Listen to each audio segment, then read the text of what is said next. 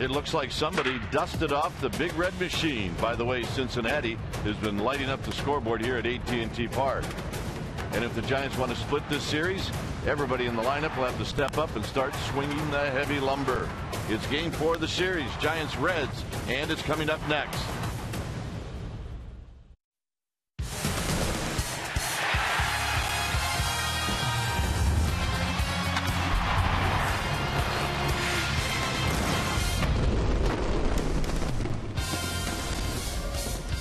We're coming to you from 3rd and King, beautiful AT&T Park, as we wrap up this 4-game series, Reds and Giants. Hi again, everybody. I'm Dwayne Kuiper. Alongside me is Mike Krukow. Well, it's been a struggle for the Giants to get a win in this series. They did finally in the 2nd game of the doubleheader yesterday. And, Mike, what we know about the Reds is they can definitely swing the bat. Giants are going to have to score some runs without Posey in the lineup. But it really does fall on Chad Godin, and maybe that's not fair. Well, I just think that's a responsibility any starter who takes the hill right now, especially for an offense that's been struggling to find runs. But this game really promises to be all about pitching. You've got Mike Leake, the right-hander with the Reds, who's 9-4 with a 2.7 ERA, and Chad Godin, 4-1 with a 2.1 ERA. Both guys like the low part of the strike zone. You should see a lot of ground balls. And hopefully, Godin, who's never beaten the Reds, can end that streak tonight and put a win in his own column and to win the Giants' column as well. All right. Should be fun here tonight as these two teams wrap up this long series. When we come back, Amy G is going to take a look at a big win for Bruce Bochy yesterday, number 1,500. It was awesome. Amy G on that right after this.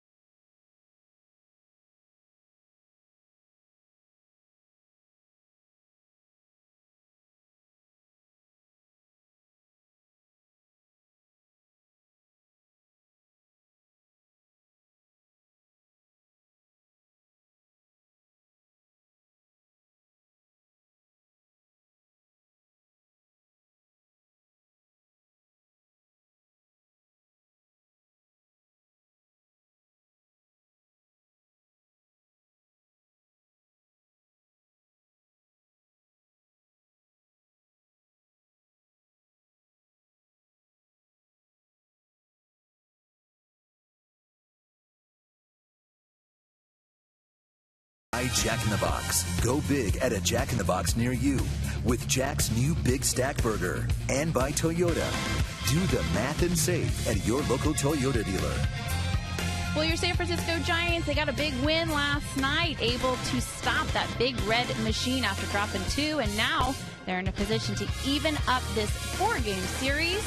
The finale about to start shortly. Welcome back to AT&T Park. I'm Amy Gutierrez, and last night's win bigger in more ways than one because it marked Bruce Bochy's 1,500th managerial win. It's our Ford Wright choice this evening. Just 20 managers in the history of Major League Baseball have reached this milestone. 12 of them are now in the Hall of Fame. Bruce now 21 on that all-time wins leaderboard. He gets the baseball from Sergio Romo. They have a special relationship, those two. Now, you combine Bruce's win numbers with 3 World Series appearances and 2 championships. It is not far-fetched to think Bochy will someday be in Cooperstown. Congratulations to him. Chad Godin on the hill for the Giants this evening. Kruk and Kipe will be back with first pitch and lineups. But after these messages, we're going to check in with our Comcast Sportsnet studios for an update, so stay with us.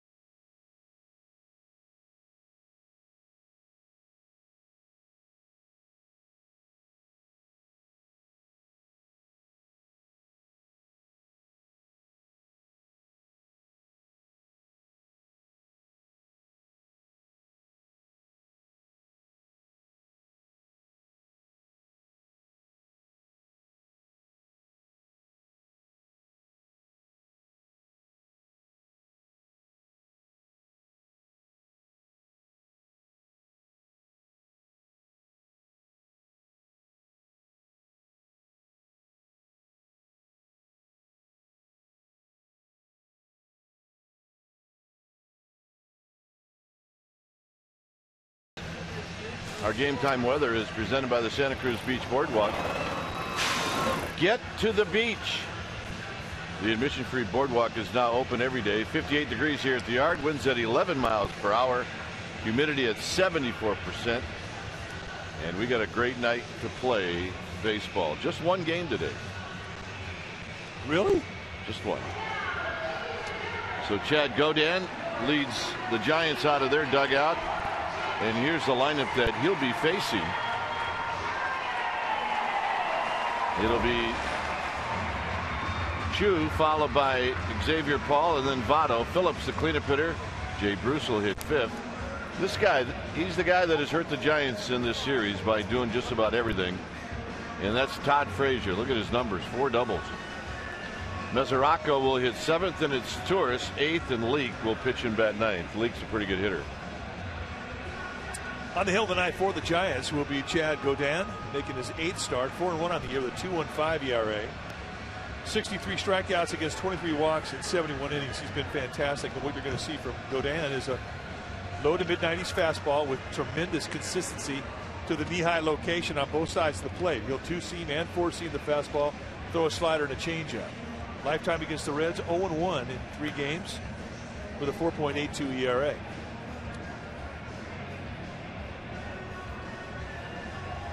Shin-Soo Choo, the leadoff hitter for the Reds, studying Godin's motion. And what do you say we take a look at the Giants' defense tonight, starting in the outfield from left to right.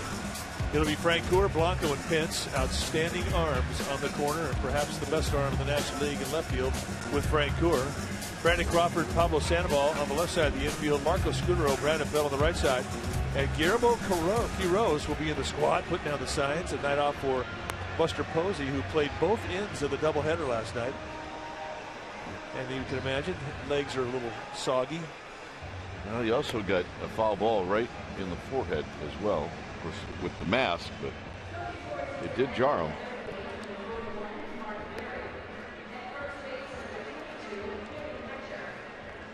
So we've got baseball tonight. This will wrap up this 4-game series. Giants need a win to even the series.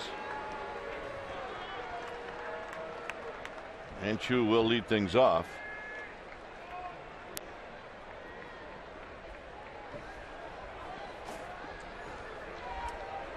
Chu batting at .289, 14 home runs, 32 driven in. His series, he's gone 2 for 10. But you also see that he's walked a couple of times. And that's the one thing that he does very well. He gets on base. So the first pitch of the ball game is a called strike.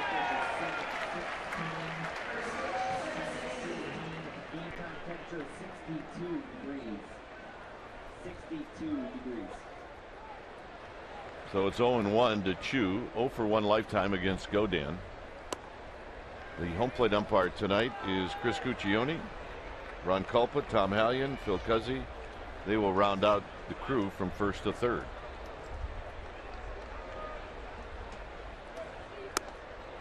Just inside, 2 balls and a strike. Really is a good strike zone tonight for Chad Godin. Chris Cuccione is a low ball umpire, and he's got width on both sides of the plate, and it will loosen up as the game goes on. But he likes the low strike.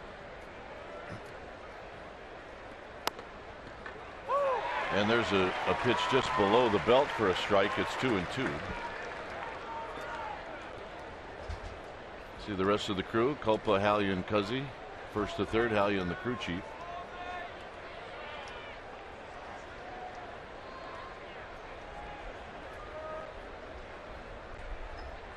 Quiroz doing the catching, and the 2-2 pitch is inside. It's 3-2. Giants really exaggerate the defense against Chu. They expect him to hit the ball to left field. They've got Gregor Blanco, the center field, about 15 steps towards the left center field gap. Pitch him away, play him away defense. And they're setting the target up inside. And this is driven out to Francoeur, and it's going to shoot by him. So Chu's got a leadoff double. They expected him to hit the ball that way. He does. But the exaggeration kind of took Francoeur out of position, and the low line drive rifled right by him for a 2-bagger. Pretty exceptional at bat. Get a lot of pitches out of Adam Godin, 6 in the AB, worked the count 3-2, then goes opposite field for a gap double. Quality player. And that'll bring up Paul. Xavier Paul hitting .247.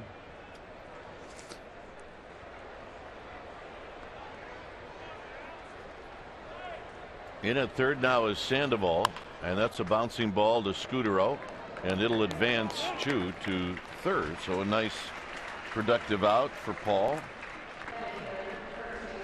Well, and he'll get a hero's welcome coming back to the Reds bench. It's good baseball. And they do have a stat for that now.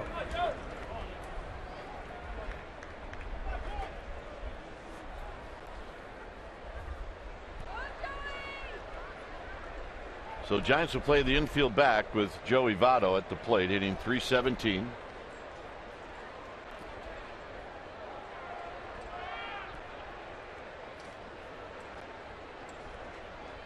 And he takes the pitch in tight, 1 ball and no strikes. Votto in this series 4 for 12. He's got a home run.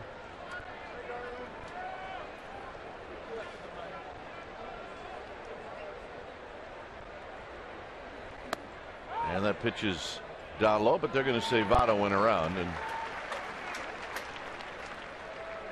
it evens the count at a ball and a strike.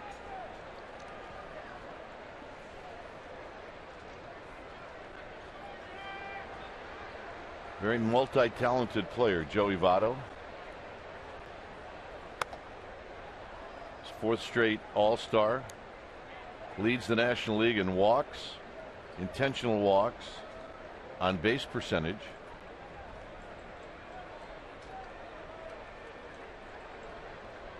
And he's ahead in the count 2-1, and now it's 3-1 with Phillips to follow.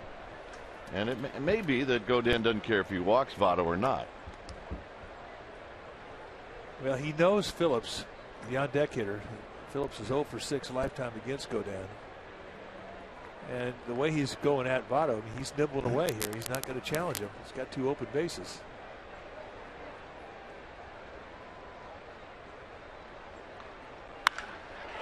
Votto slams it into left center field, where Blanco will make the catch. Coming in to score is Chu, and on the sacrifice fly, the Reds lead 1-0. The first inning, you really don't want to walk guys because you want to stay out of the big inning.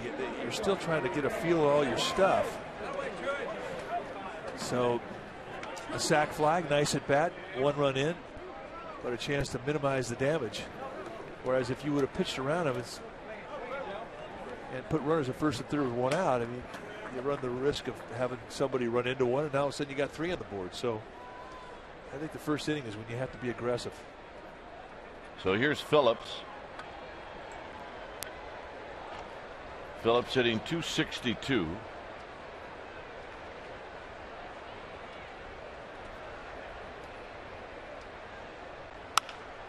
He skies this one out to Hunter Pence. And Phillips retired on 1 pitch. A run on 1 hit. After 1/2 inning, Reds 1, Giants coming up.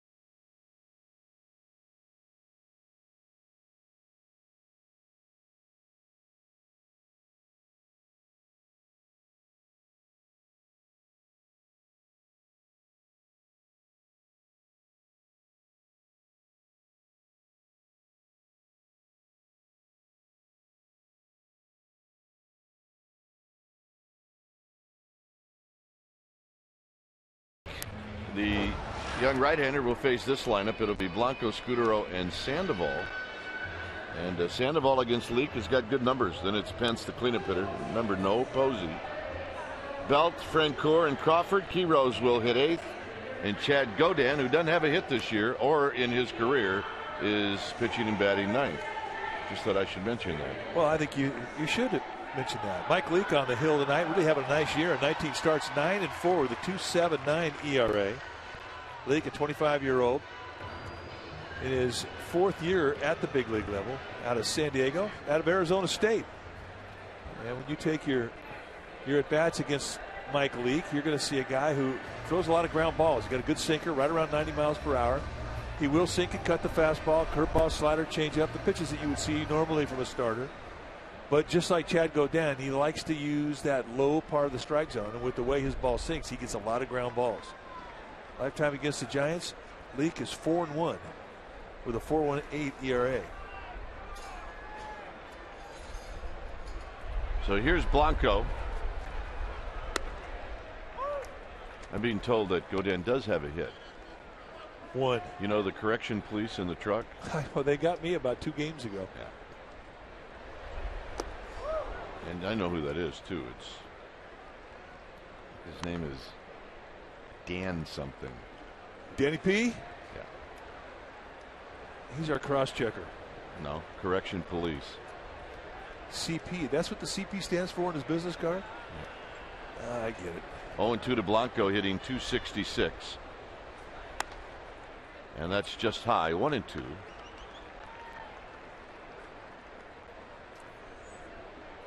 Scudero and then Sandoval. Blanco, he does it again. There's a certain time frame that he needs, otherwise he will step out on a guy.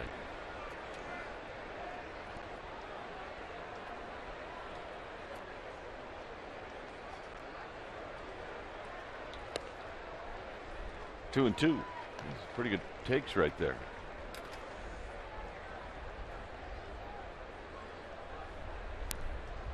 Quad a candlestick. Lots of quads. There's a little pop-up out to the shortstop as Torres. Let's take a look at the Cincinnati Reds defense, starting from the outfield from left to right. There's a defense that ranks 3rd in the National League. It'll be Paul, Chu, and Bruce. The best arms are in center and in right. He's Turris and Frazier on the left side of the infield. Phillips and Votto on the right side. And Devin Mesoraco will be in the squad, putting down the signs.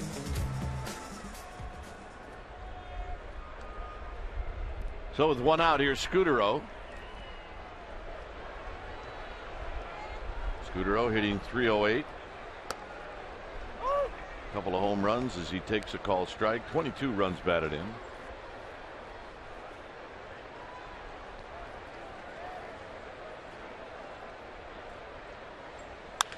And a ground ball. Diving is Phillips, and Scudero's got a base hit.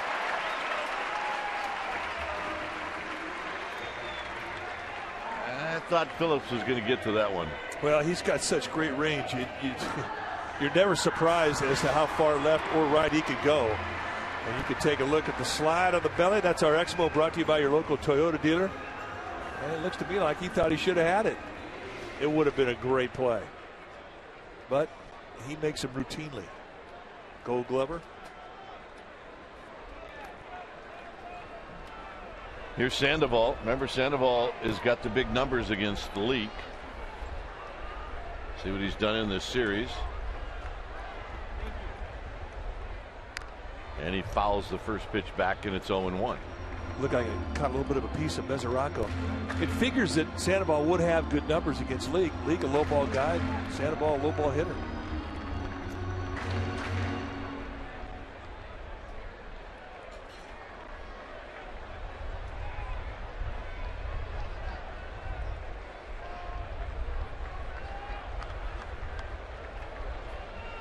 Hunter Pence watching from the on-deck circle. It's 0-1 to Pablo Sandoval. Scudero, who has 1 steal, jumps back on the throw to first.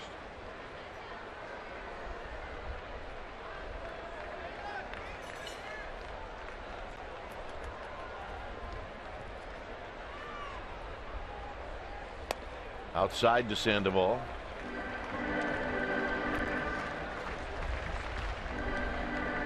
Sandoval and Pence are the two Giants that have had good numbers against Leake, and also Sandoval 10 at bats, Pence 18 at bats.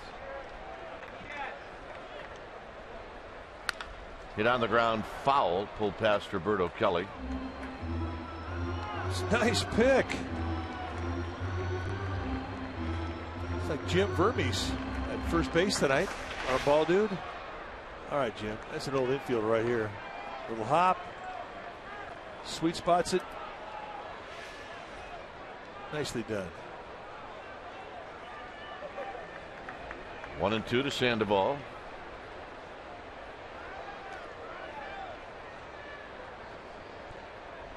Outside, not close. 2-2.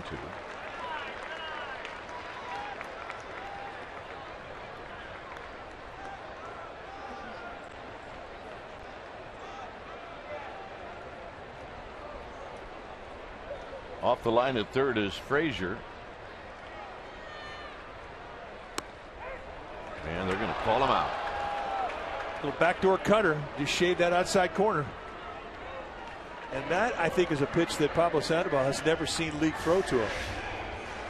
Little two-strike surprise. And that's a very generous strike. You see why Sandoval is a little upset by it, but get used to it because Guccione's strike zone is wide on both sides.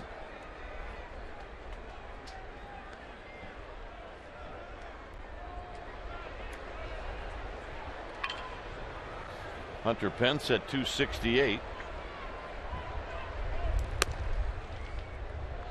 He's had 6 lifetime hits and 18 at bats against Leake. 2 doubles, a home run.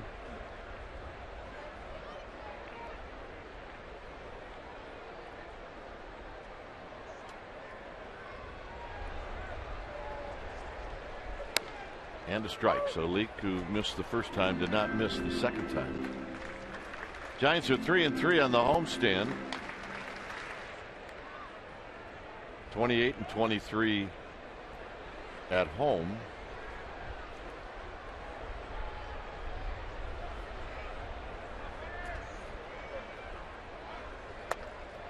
Scudero started to go but put on the brakes. The Giants in competition against the Central, they're 7-15, so they have not played well against the Central. Well, that is the toughest division in the National League, understandably.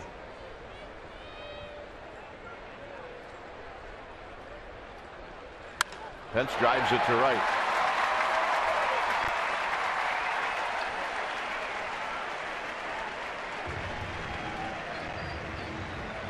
So that'll bring up Belt.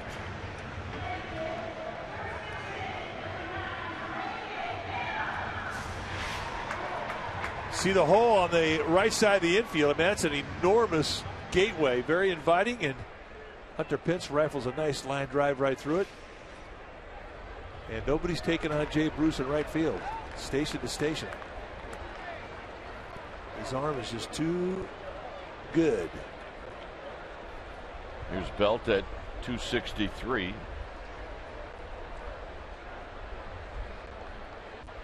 Belt takes low and in. He's 1 for 7 lifetime against Leake.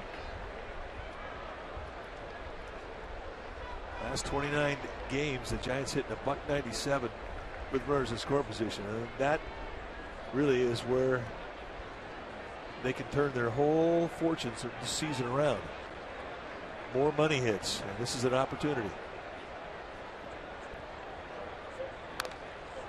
Foul.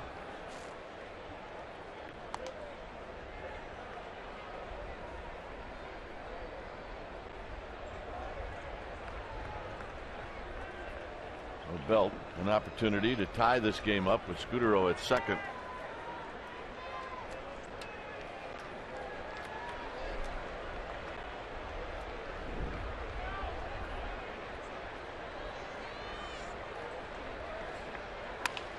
Shoots this one right at Phillips, and that'll end the inning. No runs, 2 hits, 2 left after 1. 1-0 Cincinnati.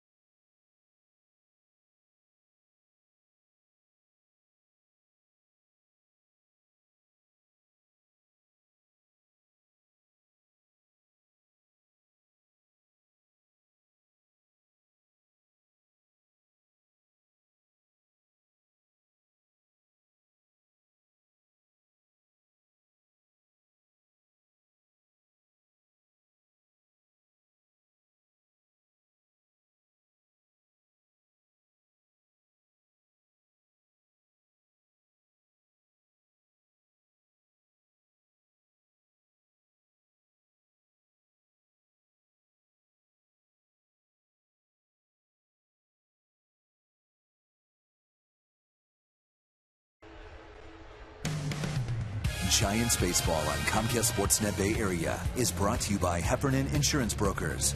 Insurance and financial services for you and your business. Visit HEPINS.com.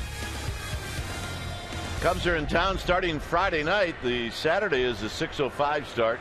The first 20,000 fans receive a Giants Angel Pagan knit beanie courtesy of Steakum. And then on Sunday the 28th, 1:05 start. And the first 20,000 fans on that day will receive a Marco Scudero t-shirt presented by StubHub. sfgiants.com.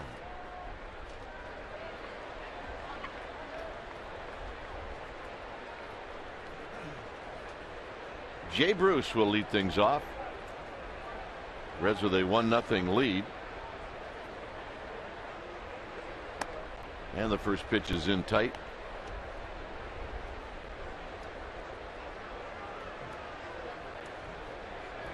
Bruce hitting at 274.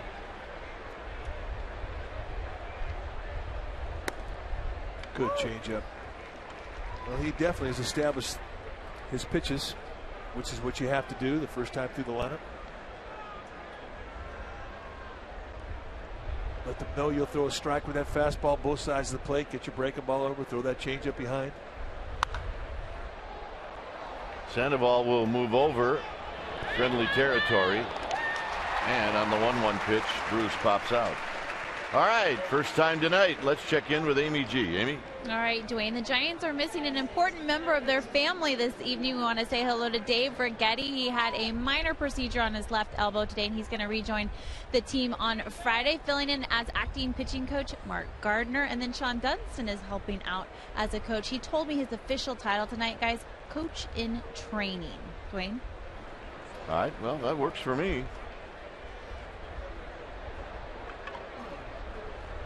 Well, we wish Rags a speedy recovery. Miss him. Not the same when he's not here. Here's Frazier as he takes down low.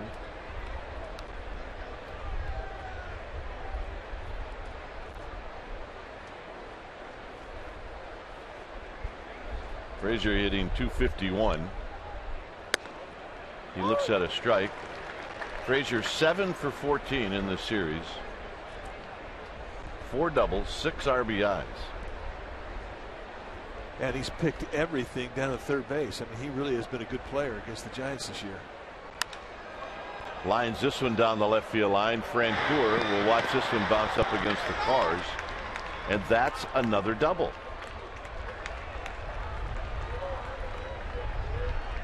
He's been a doubles machine in this series. Yeah. He's got to be thinking, what's all the fuss about guys not liking to hit in this ballpark? Really?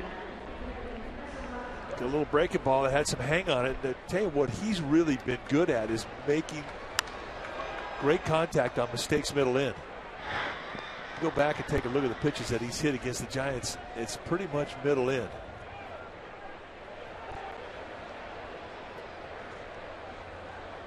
Here's Mesoraco.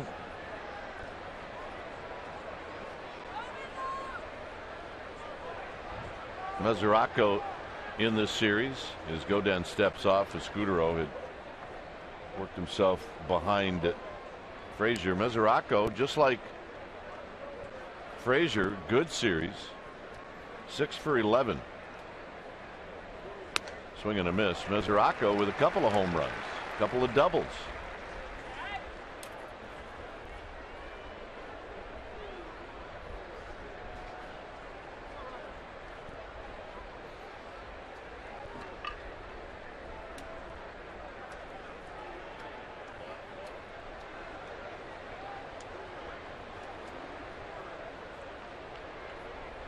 A long look to second. And this is hit to Sandoval. Nice play on the backhand. Just throw to Belt in time.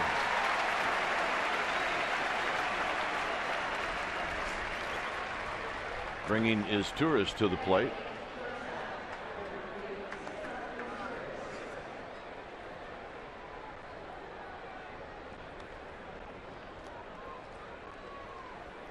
Now you have an option here, but as to who you want to pitch to. Do you want to pitch to his tourist or the pitcher Leake? And as Kipe said earlier in the game, Mike Leake's a good hitting pitcher. So it's definitely not a scenario where you would intentionally walk his tourists. But it does allow you to pitch to him carefully.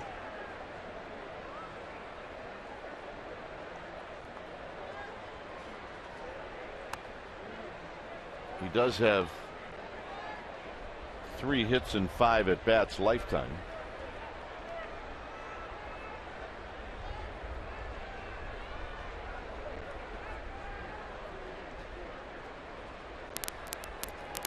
One ball and no strikes.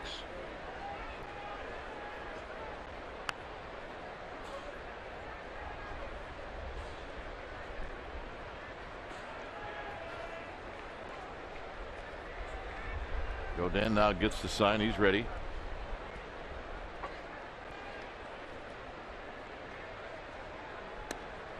And that pitch is wide, and now Quiros is going to go out. I'm sure Quiros and Godin right now trying to get on the same page. Well, I think he crossed Quiros up. The way he caught that ball, he's not expected a fastball. He got handcuffed. Watch the glove. And when you catch a fastball that low in the glove, that doesn't feel very good.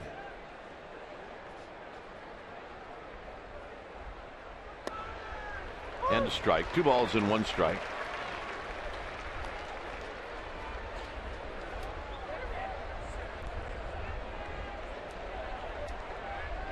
Reds scored in the first. Chu a double. Votto a sacrifice fly. This is wide, and it's 3-1. Well, he's pitching him like he is going to use that base. And these are situations where a lot of managers will encourage their 8th place hitters to expand the zone, not leave it up to the pitcher. But again, Leake's a pretty good hitting pitcher. A little bit different here tonight.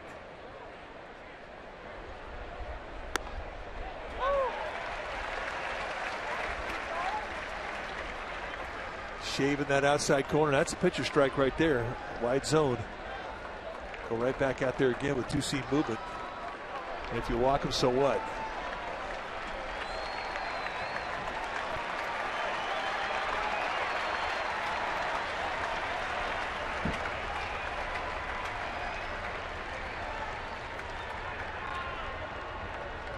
As Turris asked for time. 3 balls, 2 strikes. Godin shook off 3 signs there. He knows what he wants to do. And that's pulled foul.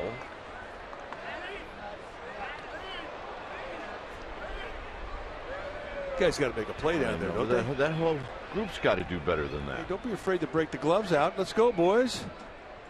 At least the one guy's got a burger in his hand. He's got an excuse. Everybody else 0 for the row. 3-2.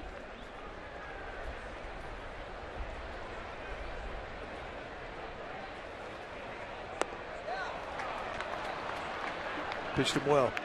3-2 changed up below. All right, let's take a look at our fans. Hit him right in the arm. It bypassed the hands completely. Comes up. Boom. Almost got, watch your lips. Bring your glove. Eat that one for lunch.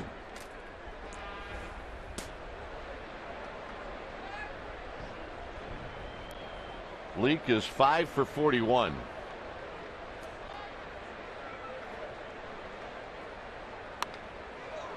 Right over Chu.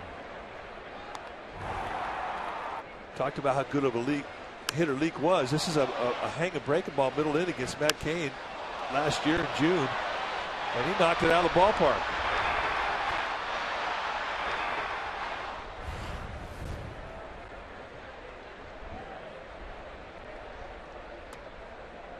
Another breaking ball. 1 ball and 1 strike. At second is Frazier. At first is Turris.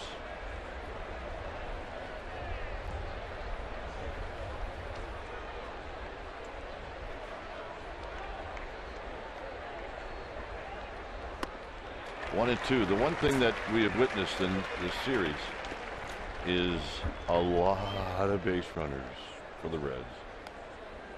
A lot of them. Well, I mean, they've only had 4 1-2-3 innings, and this is game 4. Didn't have any last night. For Giants pitching, it has been a grind. even down in the lineup. Go back to game 1 in yesterday's doubleheader, and the 6, 7, 8, 9 guys had 9 hits between them. Yep. So the offense isn't just coming from the heart of the Reds lineup. It's been solid 1 through 9.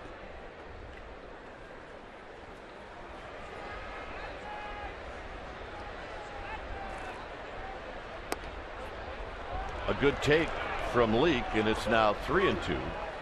Well, Godin thought he had the pitch on a called strike. Looking in at Chris Guccione has to say, where was that one? A little low. Yep. Now Frazier and his tourist will take off on the 3-2 pitch.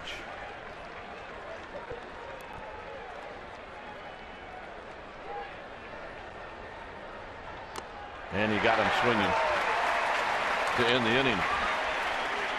No runs. 2 left. Francoeur to lead things off.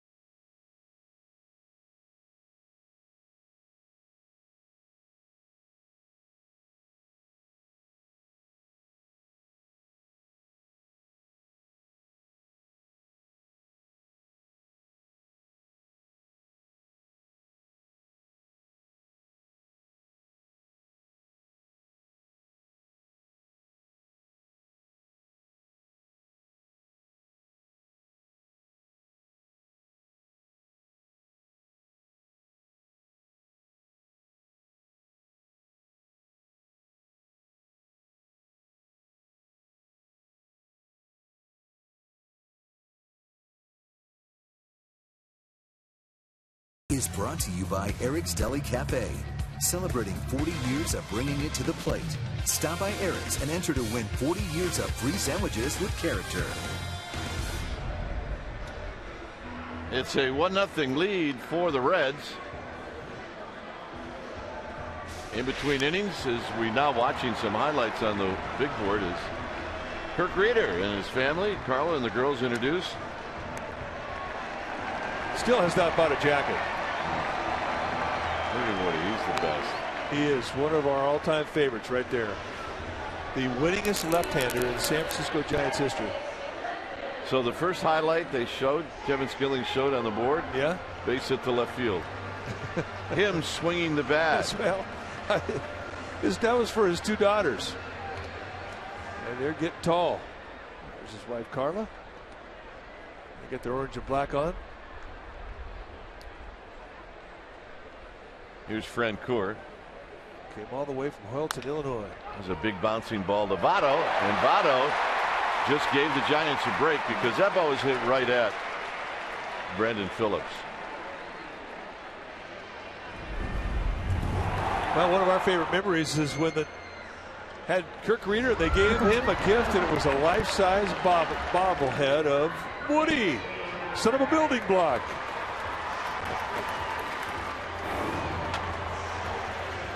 And that is today standing in his shed with all of his memorabilia, and he was a collector.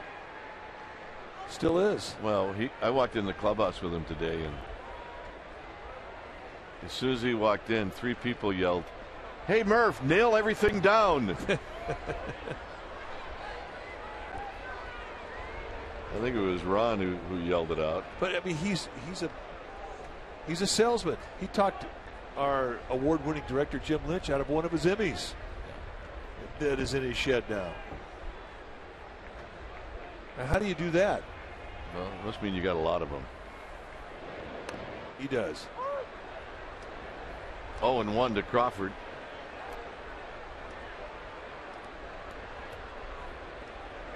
Crawford at 297, an error charge to Votto.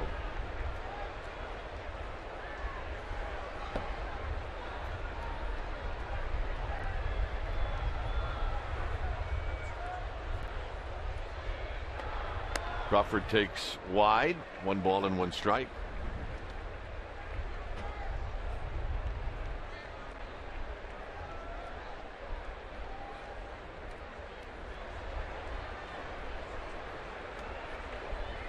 He rose to follow, and then Chad Godin. Quick toss, and Francoeur's back.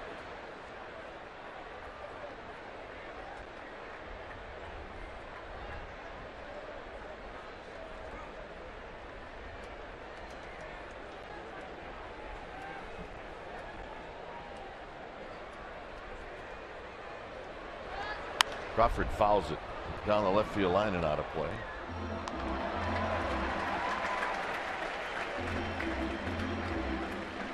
Yep, nice play. I don't think that's his first one. You could just tell. He's been there before.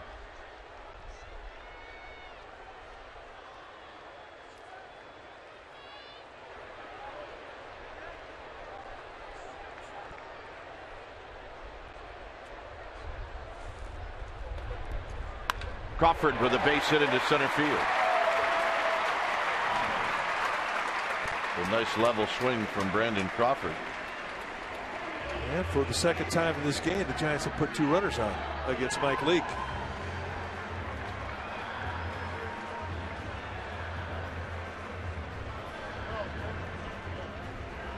Guillermo Quiroz hitting at 203.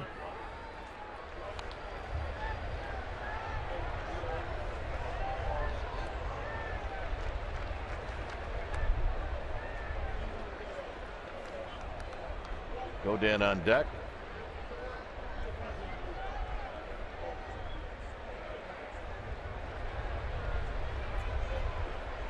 So Leake right out of the stretch again as he looks to second, and Quiroz takes one way outside and low. It's 1 ball and no strikes.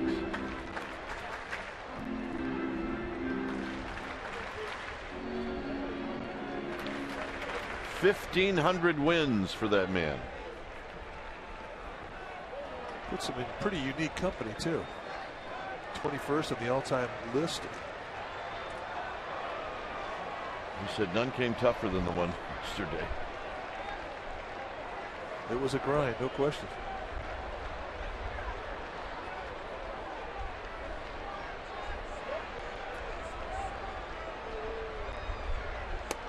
Nope, 2 balls and no strikes.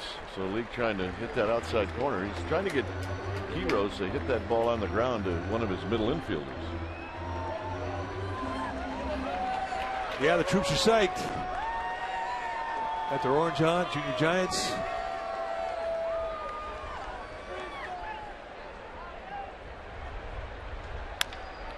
Taps this one.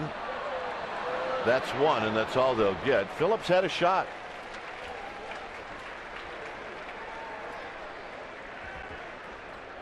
All right, here's our Geico quote. Giants players on Bruce Bochy reaching 1,500 career wins. Zito says it's a special accomplishment. We're all happy for him. Pence, there are so many good things you can say about him. You have a lot of confidence in all of his moves. And Romo, I have no room to complain or say anything negative about that man. He puts us in a position where he feels we can succeed.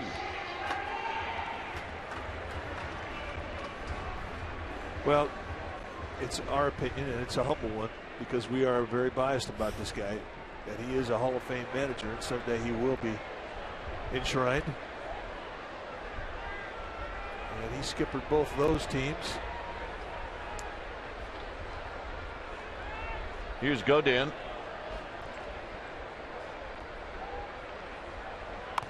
Godin with a bunt. And Leake with a nice play. So down to second goes Quiroz. Nice bunt by Chad Godin. I mean, it's got to be a good bunt. When you have a runner at first base like Quiroz that doesn't run well, teams are going to really crash hard, play for that double play. So the fact that he gets Quiroz over, job well done. And that was not that easy.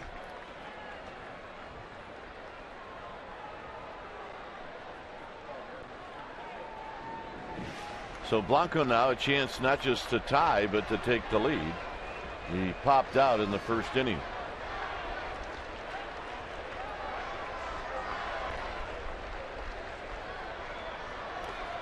And he takes down low, 1 ball and no strikes. Marco Scutaro on deck.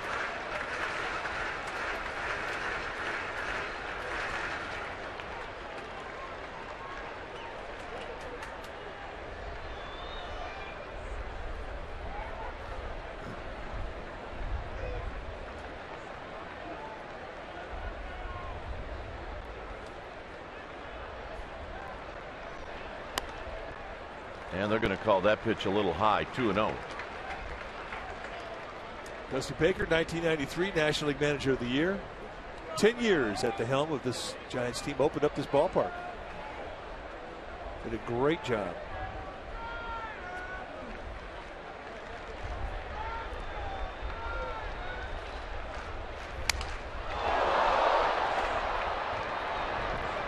And Blanco is thrown out by Leake. And that'll end the inning. That's on a 2-0 pitch. That's what happened to the bat.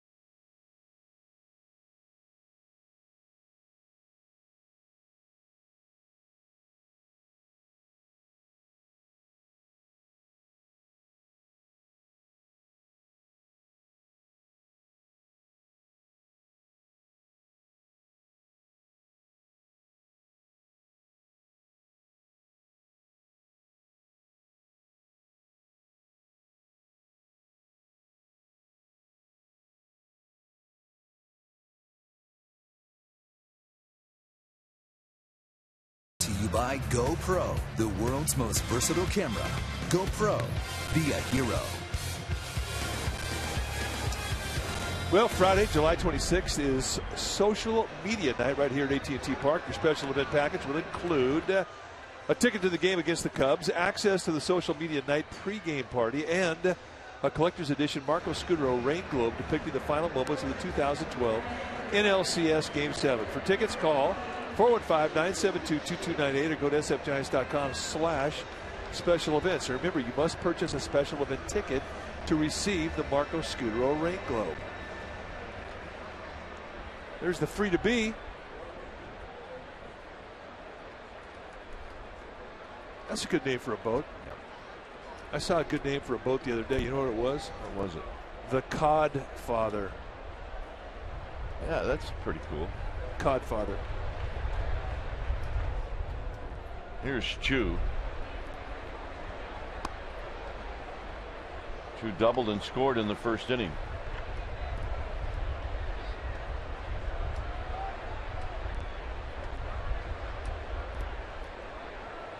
On deck is Paul, and it's 2-0.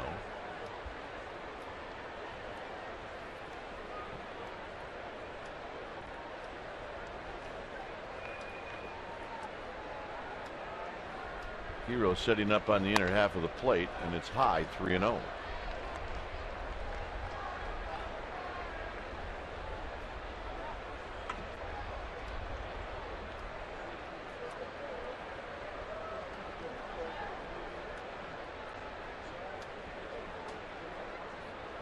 Godin just plants that one in there for a strike.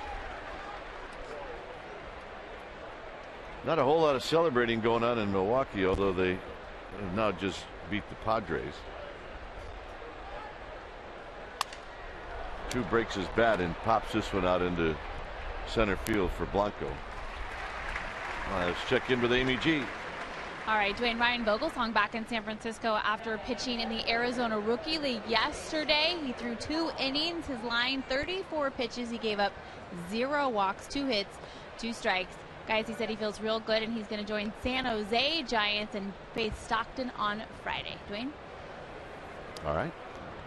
Amy G on the Vogelsong watch. Well, he's getting closer. And that's good news. Here's Paul, who bounced out in the first inning as he takes a strike. That's that Guccione low strike.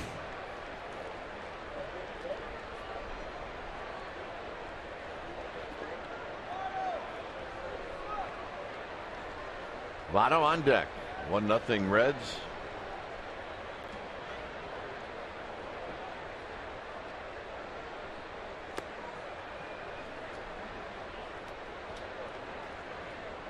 Beautiful night, very clear. You have nights where you can see across the bay into Berkeley and Oakland, and you can see very well. But tonight, it's like you can reach over there. No, you can see the addresses on the curbsides.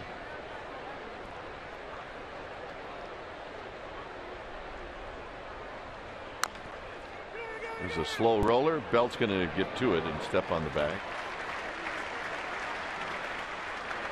I just saw a note on Tim Hudson. If you haven't seen the play where Hudson was injured in tonight's game, don't watch it. It's kind of like the Joe Theismann injury.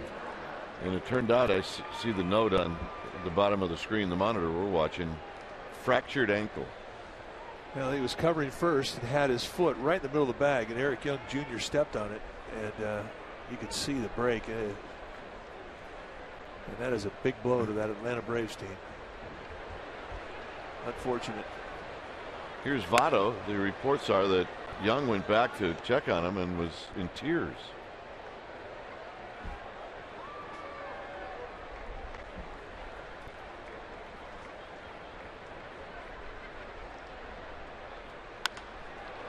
And a line drive off the bat of Votto into left field for a base hit. Seen a lot of hits to that side of the field from Joey Votto, and they think really that's one of the reasons why he's such a consistent high average hitter.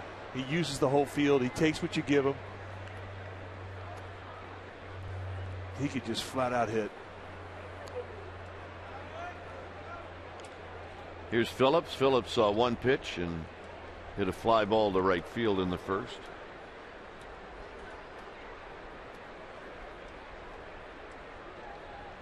You think about that play, Mike, and you've made that play thousands of times. And if it's a close play, I'm talking about pitcher covering first. A lot of things can happen, and it's rare that something does happen. When you think about maybe getting there a little late, you got a speedy runner, you can't find the bag. It's like the perfect storm, and tonight was the perfect storm. Well, it's happened to every pitcher who's played this game for a number of years. You could see Young's last step to the bag. He was actually in the air when Hudson's foot was in the middle of the bag. He had no way to adjust. No, and it certainly was not malicious at all. You could never say that about Eric Young anyway. He plays the game cleanly. Just an unfortunate set of circumstances, as you said, the perfect storm, everything lined up, and he's out for the year.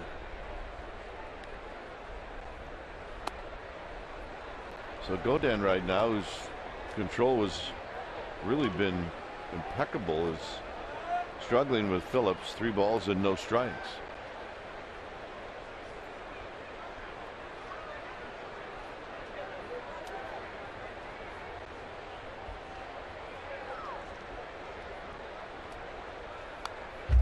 And Phillips with the green light fouls it straight back. 3-1. No surprise there. Dusty Baker's feeling pretty confident about this Reds offense, and why wouldn't you? What they have done to the Giants this year through 6 games. Very impressive. Let him go. 3-0. Plus, he also knows that Phillips' lifetime against Godin 0 for 7. He hasn't hit him. Dusty Baker's whole philosophy about hitting is get a good pitch to hit.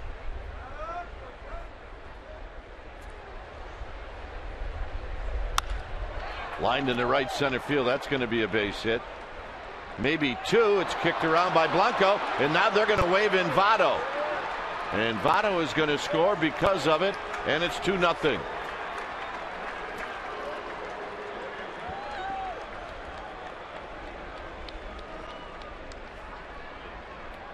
So Votto scores all the way from first. Well, 3-1 count. Count leverage, going the opposite way, finding a gap. And you back up a play. It looked to me like Blanco perhaps got a little too close, because once it got past Pence, it would have been a nice play. It kind of surprised Blanco, and he could not come up with it. And Votto picking up Mike Berry, never slowed down. An easy score. So here's Jay Bruce.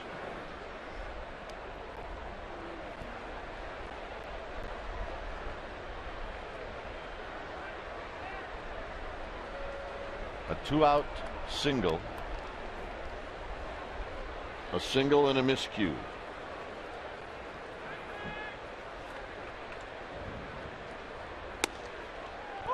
Strike to Bruce, who popped out to Sandoval.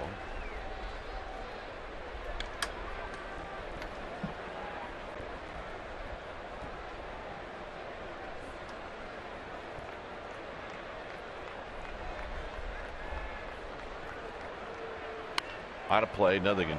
So good location on that fastball from Chad Godin.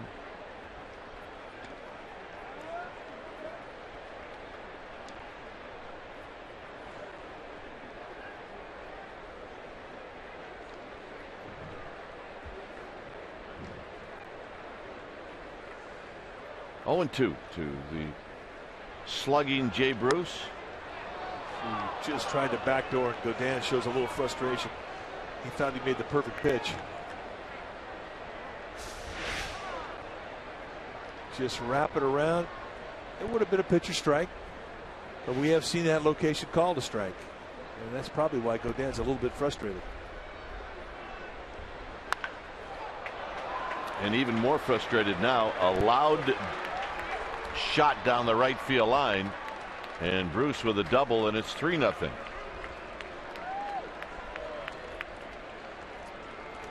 Now that's going to bring Mark Gardner out there to try and calm the waters. You don't want a ticked off pitcher, because when a guy's mad out there on the mound, he'll overthrow, and he definitely will lose perspective to the game.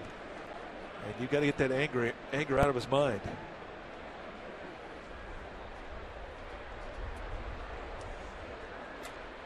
It's very frustrating when you have a runner in scoring position and you have a 1-2 count on a hitter, and you throw what you think is a pretty good pitch, and he beats you on it. Not only puts a run on the board, but it extends the inning.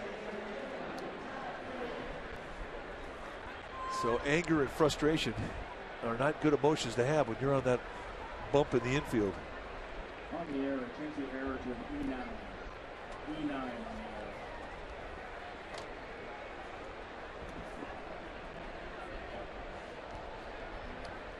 Here's Frazier.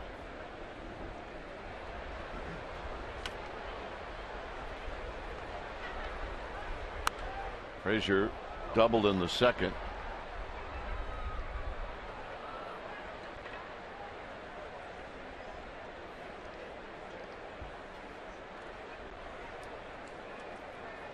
He rose out again to have a word with Chad Godin.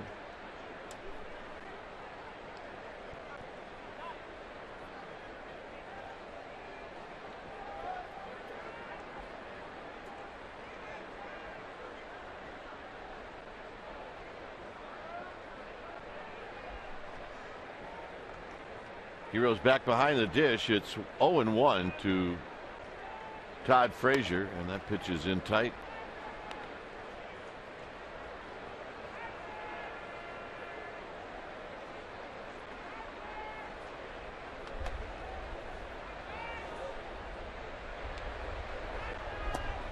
Down low. 56 pitches for Chad Godin. You see Ryan Vogelzong watching. Well, that's the other thing. You start cranking up the pitch count. I mean, he's pitching for his life right now. 3-1. And they set that target on the outside corner. It went up and almost hit Frazier in the chest inside. See the target and watch the location way up and in.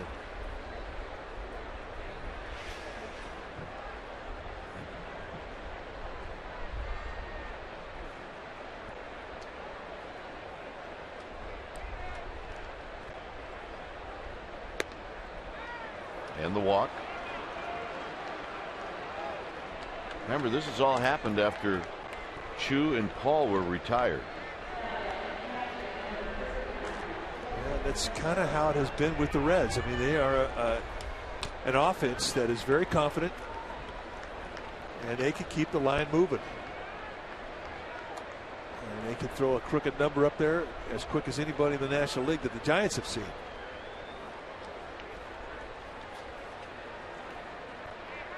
Mesoraco bounces it foul.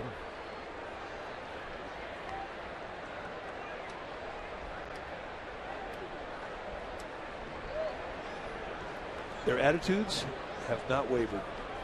Still smiling, still psyched.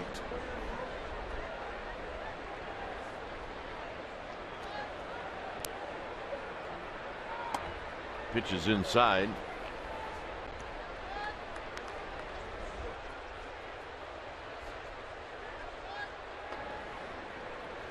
Nate Schultz has just hit a home run for the Cubs. A 3-run home run, and the Cubs are now leading Arizona 6-0. 1 ball and 1 strike to Mesoraco. Bounced foul. It's 1-2. One thing you almost can't do now if you're in the National League West is just don't even check the Dodgers score. Just don't even look. Well, they are the hottest team in the land. Overcame a 5-run deficit yesterday. They overcame a deficit tonight. 2 outs in the 9th inning, and Ethier blooped a single to tie the game, and then went on to win it late. Mesoraco hooks this one foul. And they've won 10 road games in a row.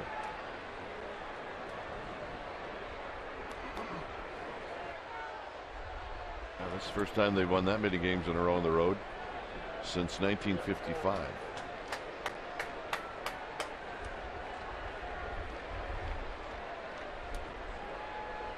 One and 2 to Mesoraco. Mesoraco is going to poke this one into center field, and it's going to fall.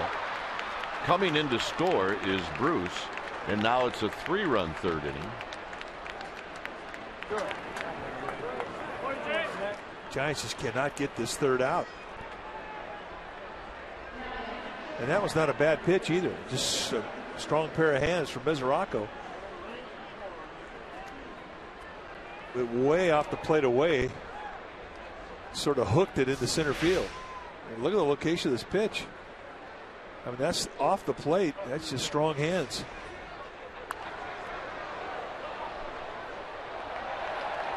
is Torres, flips it into the seats, foul.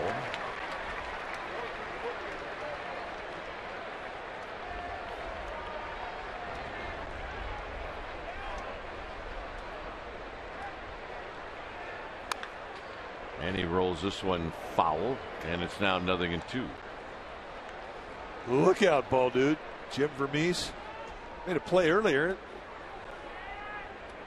Thinking this guy had a little ability, but this one here just abused him.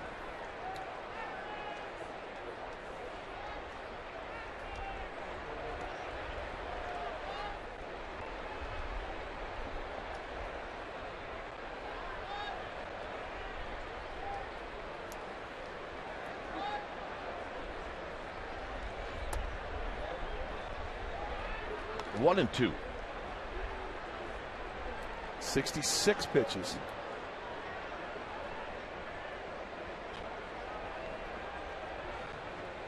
Looks like the air conditioning unit has come in, as it usually does this time of night. Bounced on a big hop to Scudero, and that'll retire the side. But after 2 outs, 4 hits and a walk, and it's 4-0 Reds.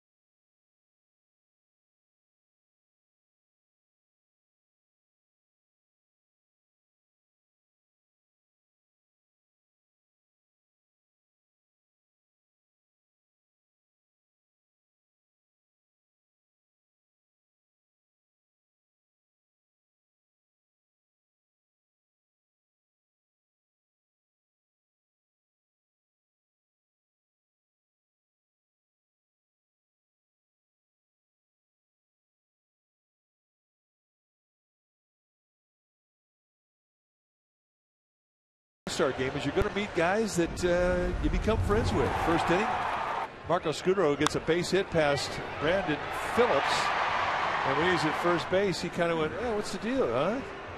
Your back hurt you?" He looked at him, yeah, okay, fine, all right. Get a little fat? It's all right, okay, all right. A little playful banter between the two All-Stars.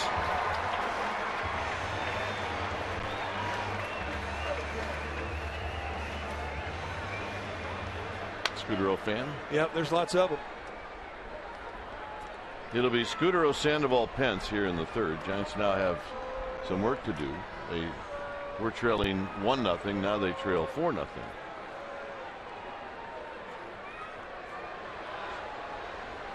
The official score changed the air,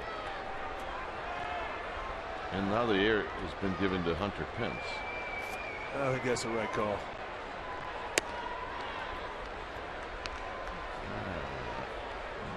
Hunter Pence was going full bore, and it was to his backhand. It got under his glove. That's a rough air. I think it should have been on Blanco, but that would have been rough air too. He got obstructed vision-wise. The ball exploded on him. Somebody's going to be upset by it. Third baseman cuts in front of the shortstop, right, and doesn't get it, and the shortstop kicks it. They're not going to give the air to the third baseman. It's the same thing that happened there with Pence. I agree. I don't think he should get it. But once again, the Giants are hitting uphill, down 4-0. They need to put a ding in the scoreboard. And that'll help. The Scudero singles to left. He's starting to heat up a little bit. Here's the play we're talking about. Under the glove. And I mean, a tough play for Pence. And look how close Blanco was at backing him up. And I think his vision was impaired by Pence cutting in front of him. It's just a tough error for whoever gets it. So you get the error for causing the error. I guess. It's a rough error. Here's Sandoval. Sandoval struck out in the first.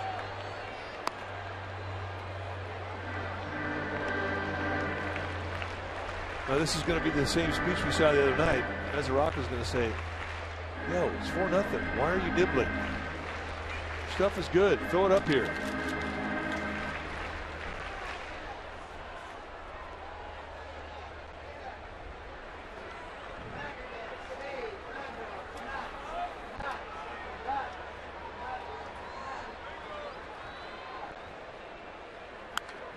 Out of play.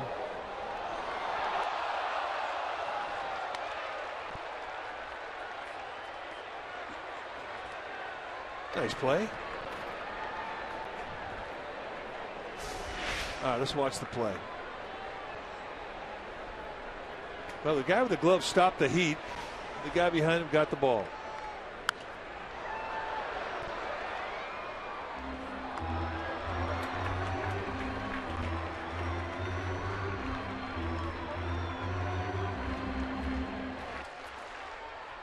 In case you're wondering about the batter's box tonight, so are we.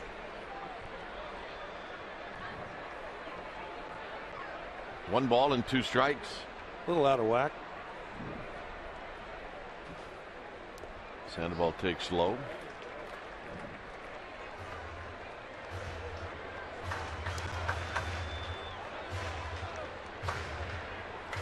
Get so used to this place looking absolutely perfect. See, the problem with that is, don't tell me, because now it's the only thing I notice. Well, really, it's like, don't tell me. Fans are calling up going, what's the deal? Yeah, but now I can't take my eyes off of it. Sandoval fouls it out of play.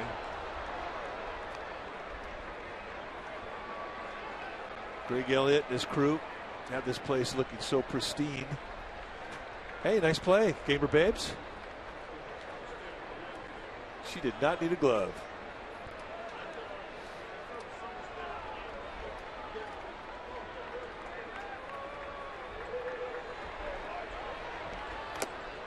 Sandoval, I don't know how he hit that. It stays at 2-2. Yeah, he just caught a little piece of the handle. That ball was way up the bat, almost, I think, below the label.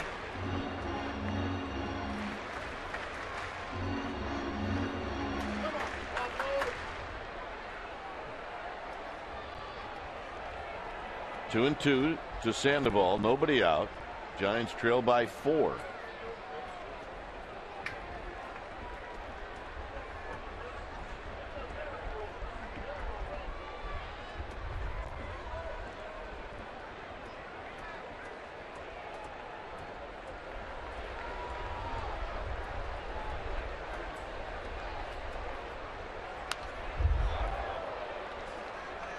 Pretty good battle right here. It is a pretty good battle.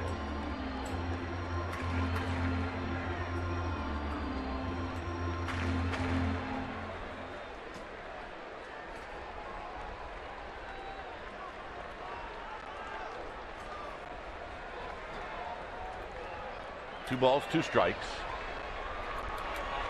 Pence on deck. Leak about to throw pitch number 43. And Sandoval watches it low. It's 3-2. And you're right. I can't take my eyes off the batter's box either. And I'm totally ignoring it now. So now, does that screw you up? No. As a hitter? No. If that screws you up, every team in the National League would be doing it.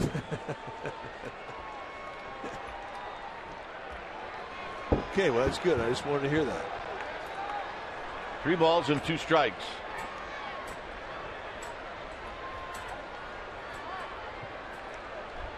Scudero goes.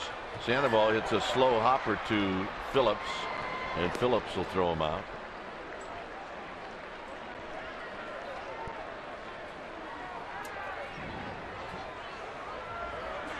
Scudero in scoring position. Here's Pence. This is an important at bat. Giants down 4-0. They're in this part of the lineup. This is the part of the lineup that's got to mount a comeback here. They need Marco Scudero to cross that plate, along with a couple others. But I mean, they really do need to make some noise here. Second time through, they've seen Leake. They've got him gauged speed-wise, movement-wise.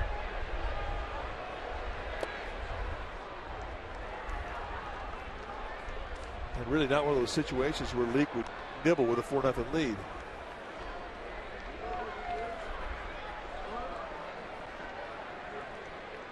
Pence had a nice at bat his first AB, went to right field.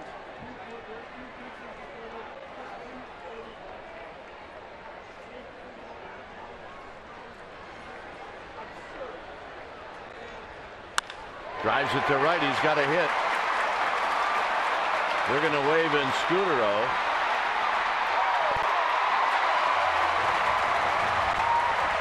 Scudero really had to swing wide to avoid Mesoraco as he was coming up the line to catch that ball.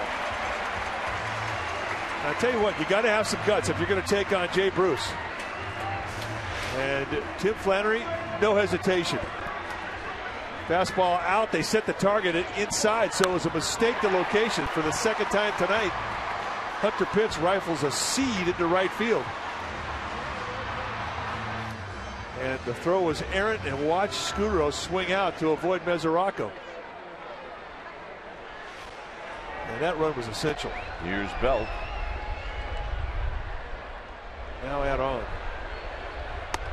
Belt takes in tight. 1 ball and no strikes.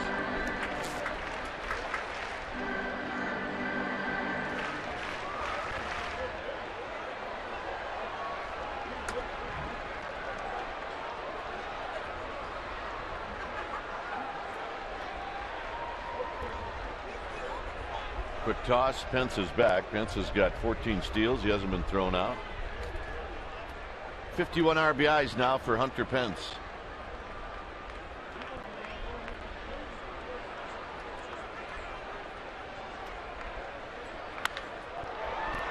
This one is going to stay up there for a while, and it's going to fall. A bloop. And Francoeur is going to hit. And that's the guy that can give you the blast. Oh, so you're going for the bloop and the blast, huh? Yeah, it's always been a good combo.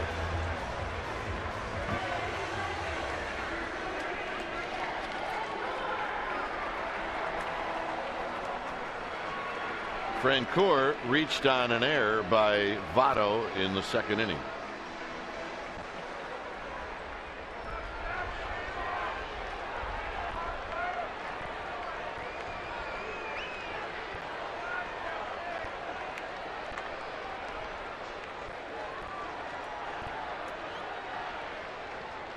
And Leake will chase Pence back, who is bouncing off of second base.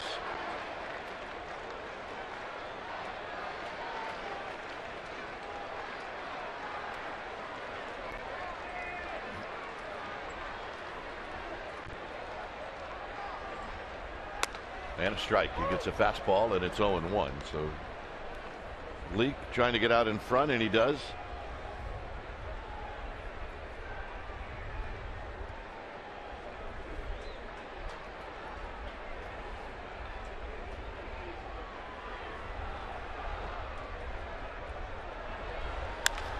Double play ball. And that'll end the inning. Giants on the board. We'll head to the fourth. It's 4-1 Cincinnati.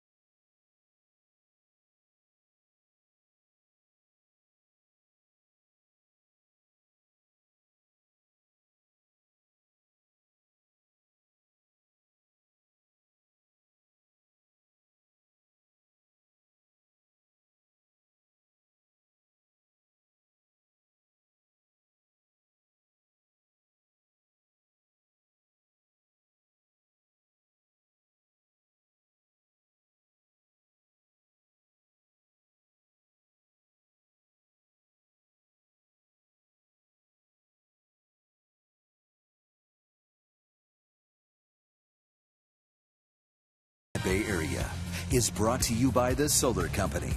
Not just any solar company, the solar company.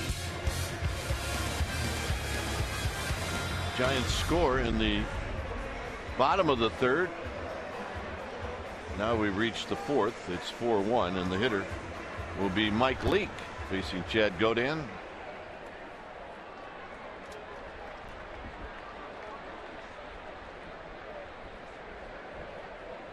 Leake struck out in the second.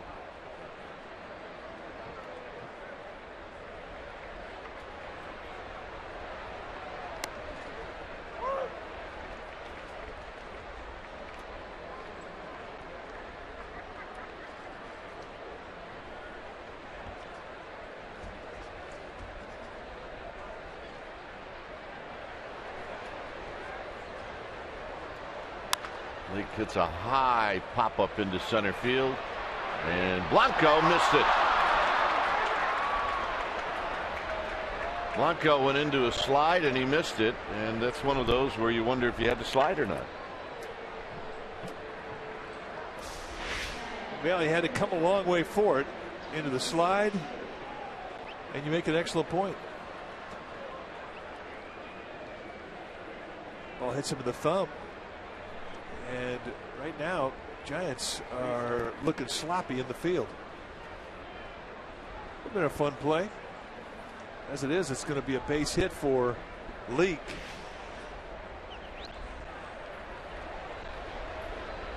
And the Reds get their leadoff hitter and Godin right back in his stretch. Giants just cannot get a 1-2-3 inning against this club.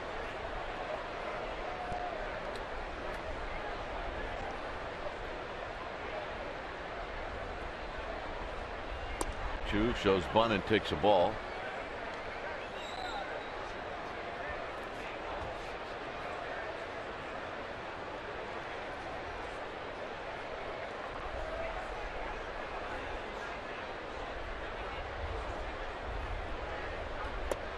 Two and 0 to Chu.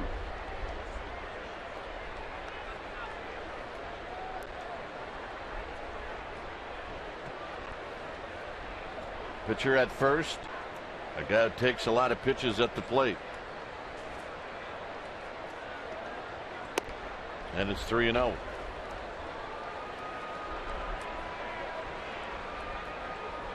And that's 72 pitches too. And just about all of them have been out of the stretch. Twice tonight the Reds have gotten a leadoff hitter on.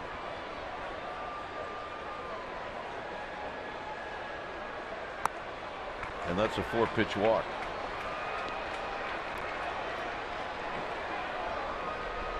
Be interesting to see how Dusty Baker plays it with Xavier Paul as to whether or not he'll let him swing the bat or bunt him.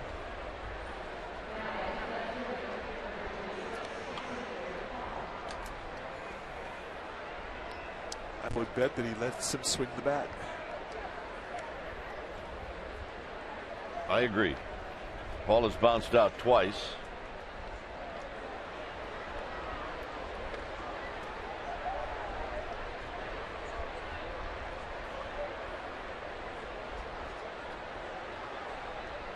Swing and a miss. No balls and 1 strike. Godin trying to pound those knees with sink, looking for that ground ball again from Paul. This one with the hopes of getting 2 outs stuck on it.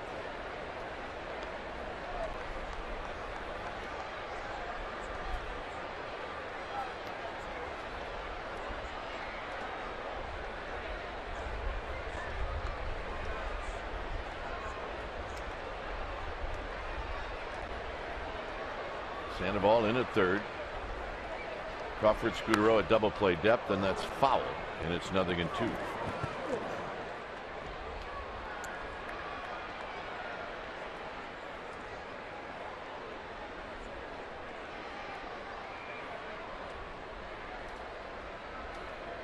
So Leake and Chu were on the move.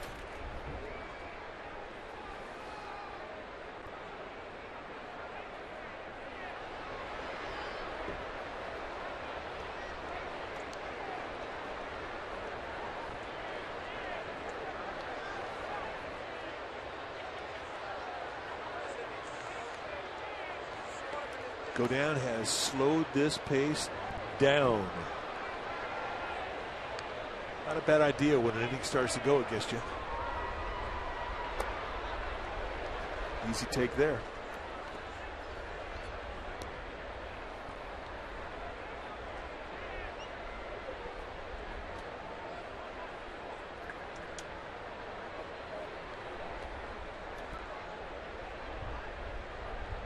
One and two to Paul. Votto and the Beef coming up.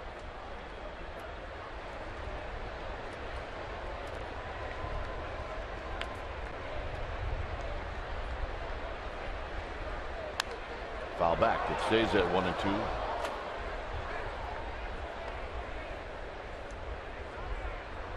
Well, maybe this little guy got winged.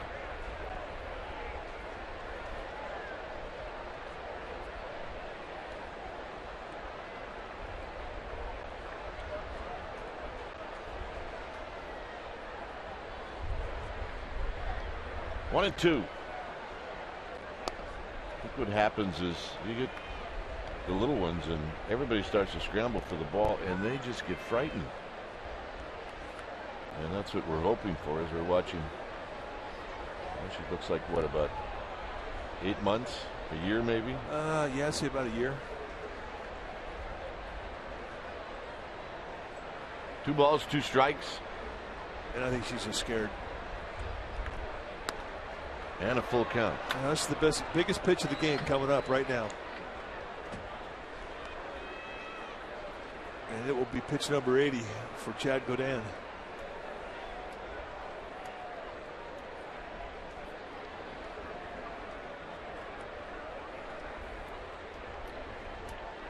See Jake Dunning now starting to move down to the bullpen. It's 3 and 2.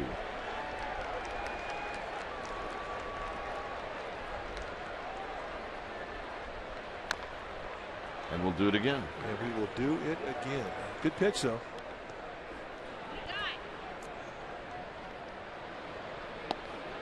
Dodgers have won. Rockies have just won. They beat Miami 2-1. Chicago still leading Arizona. Now it's 6-2. That game is in the 6th inning.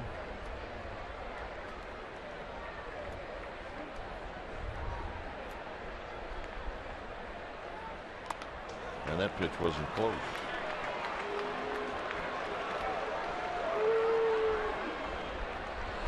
Now Mark Gardner going to come out again, and this is going to be take as much time as you can to give Dunning a chance to establish that fastball and get himself ready to go.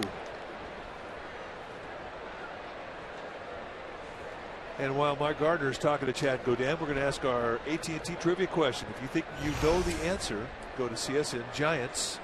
Question tonight. Buster Posey became the 4th MLB player to hit a grand slam in a winner-take-all postseason game. Name the other 3.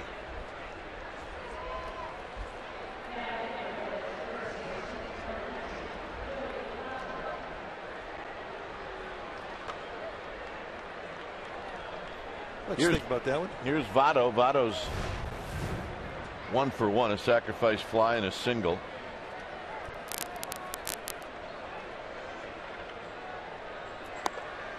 And a challenge, and it's no balls and 1 strike. The thing about Votto is he really doesn't have a 2-pitch weakness, meaning you get him to swing through a pitch like that thinking, all right, I'm going to throw that one again. Yep. He covers the hole up quickly. And that is like many other really good hitters.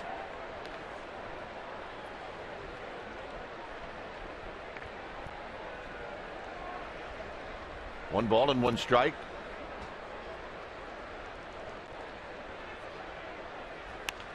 Little check swinger to Sandoval. He's going to go to second for 1 to throw to first. Not in time. A run scores. It's 5-1. A nice play by Sandoval to get the 1. Once he got taken off his feet with the speed of Votto, who runs pretty well, it was going to be unlikely they're going to get the pair. Little check swing. So he dives, and from the knee, there's just no way that Scutaro can get enough on the throw to get the back end of the deuce. Close, though. Here's Phillips.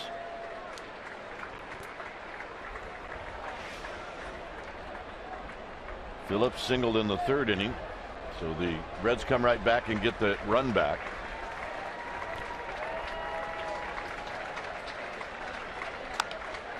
Lines this one into center field. Blanco will make the running catch. And tagging and scoring easily is Chu. And it's now 6-1.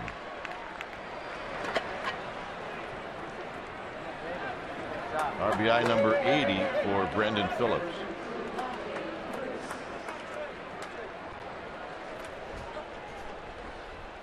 There's the little one that got scared. She's okay. She's got a baseball. She's got a grip on that ball like mom's got a grip on her. It's not going to leave for a while.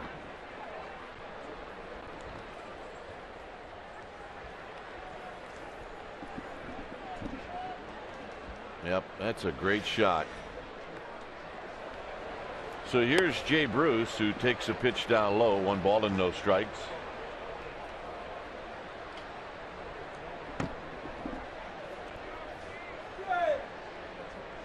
Bruce doubled in a run in the third inning.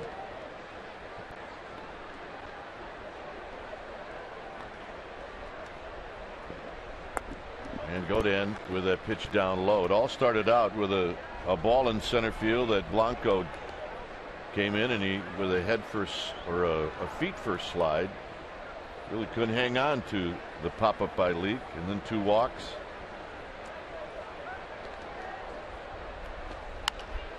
And Bruce fouls it out of play. 2 balls and 1 strike.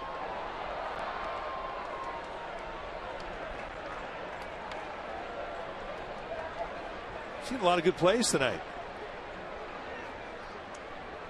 Scare another one? I think we did. Yep. We're good. 2-1. 3-1.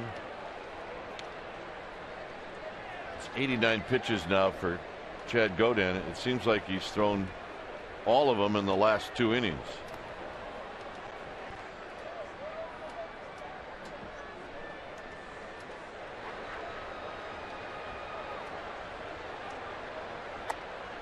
And that's ball 4, and that's it. So Godin's going to depart. That's the 3rd walk here in the 4th inning. When it's time for a change, think Speedy Oil Change and Tune-Up. Your oil change tune-up and smog experts. We'll be back.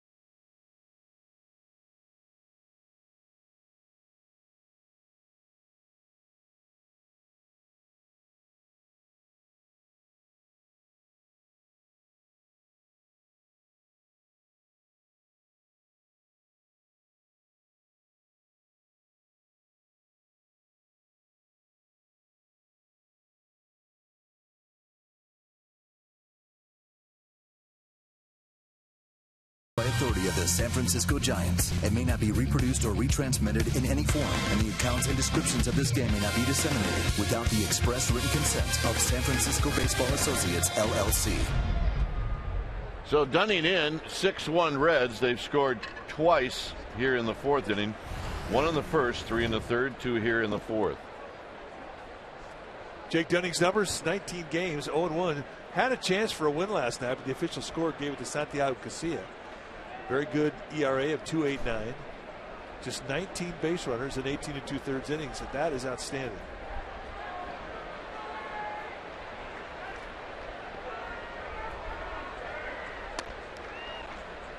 Frazier takes this pitch down low. He's been on base twice.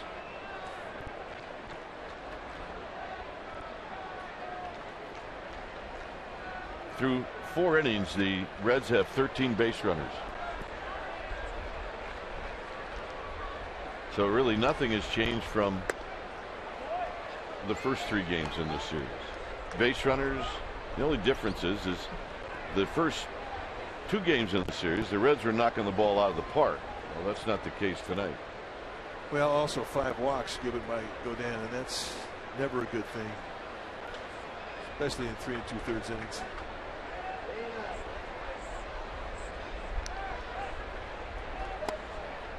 Dunning with a strike, 2 balls and 1 strike.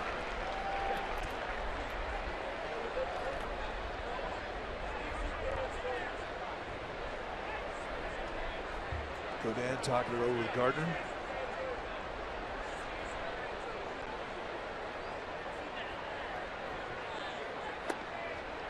Three and 1. And really, Godin was not getting squeezed by Chris Guccione, the plate umpire, either. I mean, he was just that out of the strike zone, and that's unusual. We have not seen that from him this year.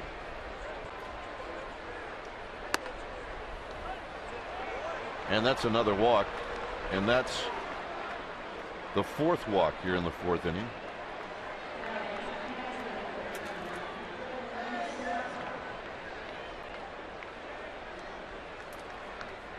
And again, it's not because of a tight strike zone.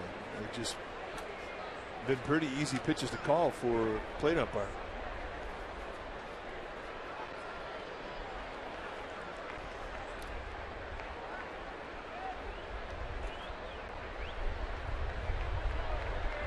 Mesoraco blooped a single into center field in the 3rd. Here he takes wide, 1-0. Mike talked about Dunning yesterday. He only faced 1 hitter. Casilla went an inning and a 1/3, so I think they made the right choice. Yeah, they did. Swing and a miss, 1 ball and 1 strike. But he did get a huge out in that 5th inning in relief of Barry Zito, and he could have gotten the win, and it would have been his first big league win. But I do believe that the official score made the correct call. 1 and 2. Big league wins are hard to come by. Yeah, I don't have one. You got a home run though. Yeah, Don't have a win. Those are hard to come by too. Always wanted to win. Scudero. And that'll end the inning. Bottom of the 4th coming up. 6-1 Reds.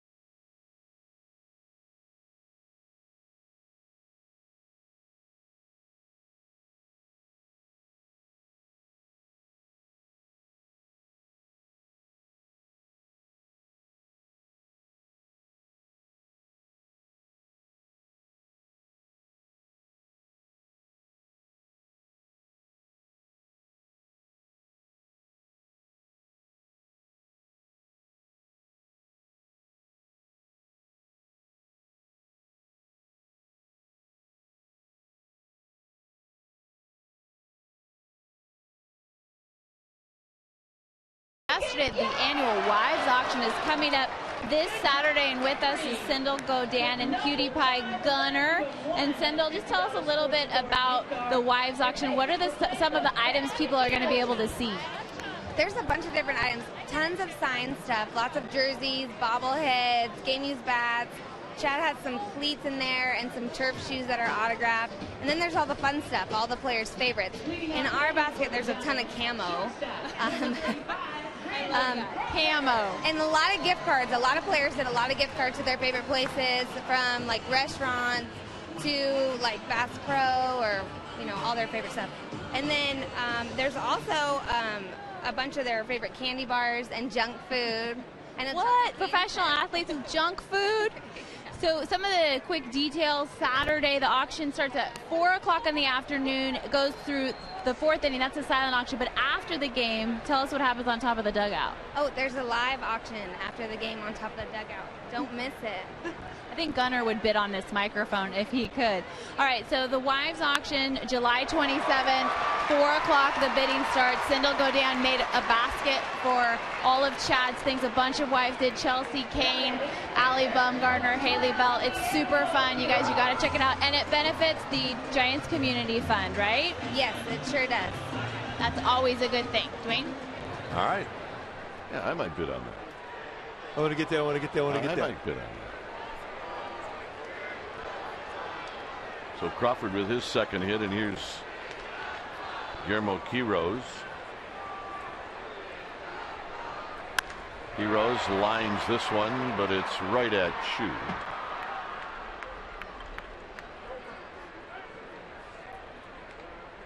And we're going to get a pinch hitter. It looks like it's going to be Tanaka.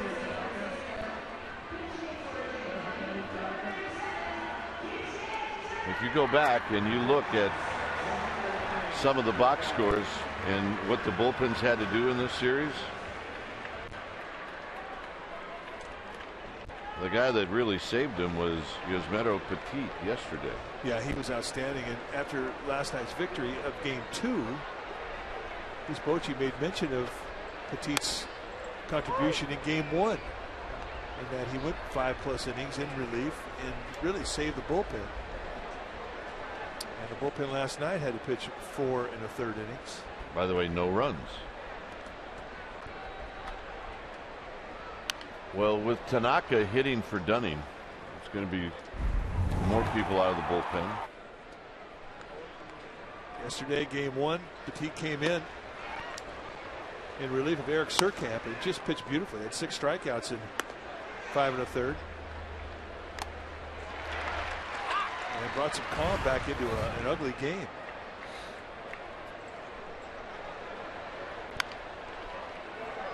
Hit on the ground to third.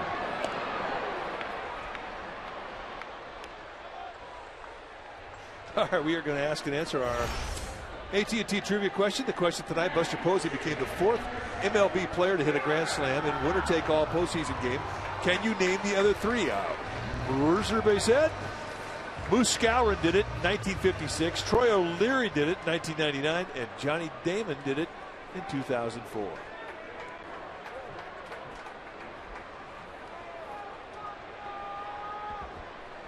I can tell you which one was my favorite. Yep, Buster Posey, NLDS, Cincinnati, 2012. Blanco with a swing and a miss.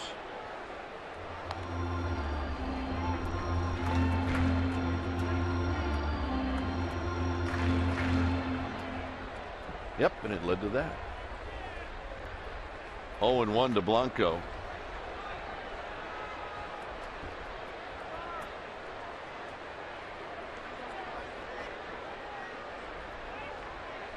Blanco up the middle. Diving is his tourist. No play. He saves a run. Well, Game 5, the last game of the 5-game series, a fastball from Latos, and with the bases loaded, Buster Posey does this. I just thought it was just a bit ironic that it hit the auxiliary scoreboard, the flashing, They're facing in the upper. They hit Latos' name. That's irony. I like that. Good call. Scudero is 2 for 2.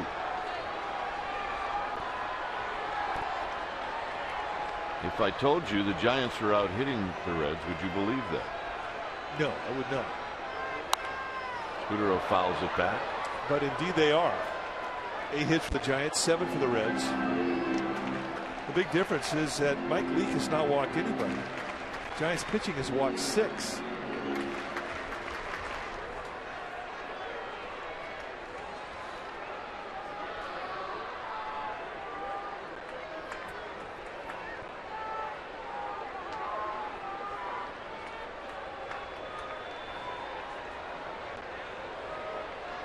Scudero single to right, he singled to left.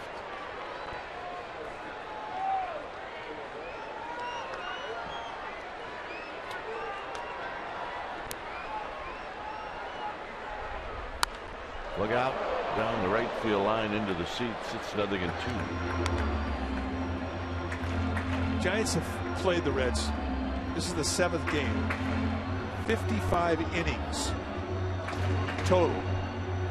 And in those 55 innings, they've only had 1, 2, 3 innings 10 times. Yeah, and most of those were in Cincinnati. There've only been 4 1, 2, 3 innings in this series here in San Francisco.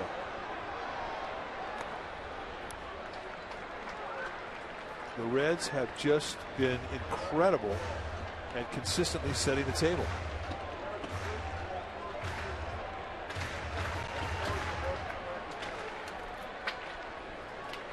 Oh, don't even start.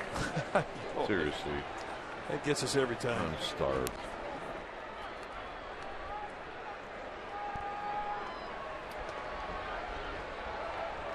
One and 2 to Marco Scudero. Scudero pounds it foul. He wanted to elevate that pitch, and I'm not even sure if it was the right pitch. Mesoraco going to come out and talk to Leake. We wanted to throw an elevator fastball at that thing. That thing was down below the knees. And it was a slider. So what are we doing here? You're killing me.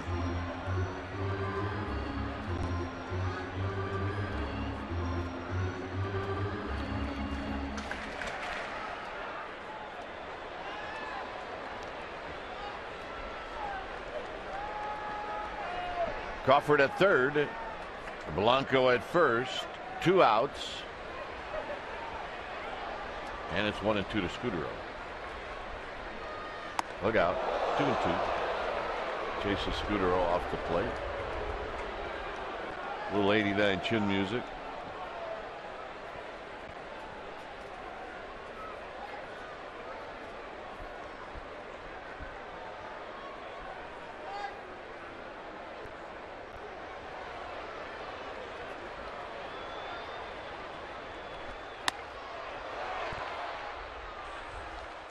Three and 2.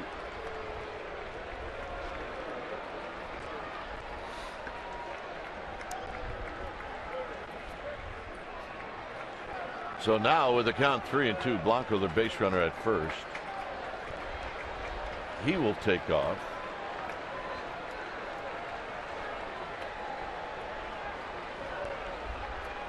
See if Scudero gets something to hit. 3 and 2. And Sandoval's going to hit, so that's just about the way you'd want it set up with a guy that's got the best ownage on Leake. Even though he's 0 for 2 tonight, coming in 7 for 10 with 2 home runs and 2 doubles. And here's your chance to get back in the game. It's that simple.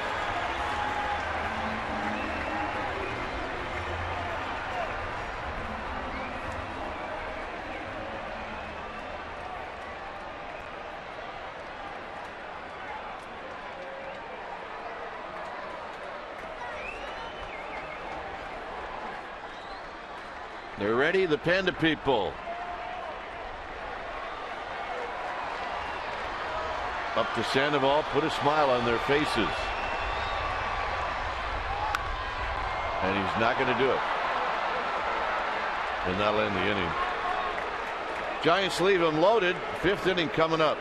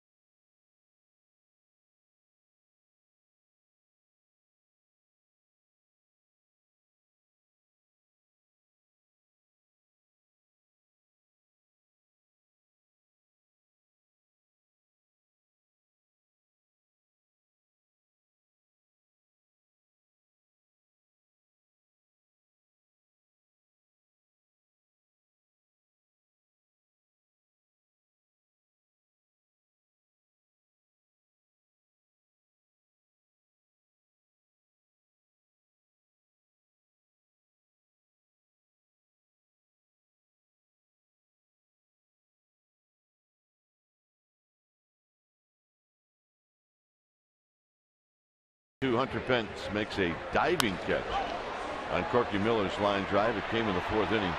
Outs were a necessity in the game yesterday. Every one was so important, with the Reds having runners on all over the place, and that was a huge catch. So that's our AT&T U-verse rewind.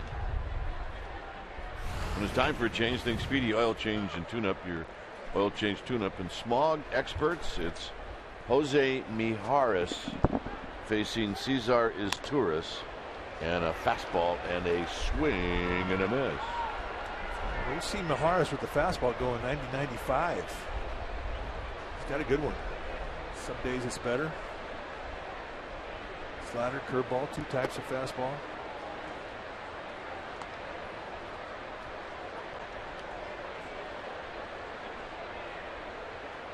One ball and 1 strike. The pitcher Leake is on deck. This has popped up, and it's going to be a souvenir.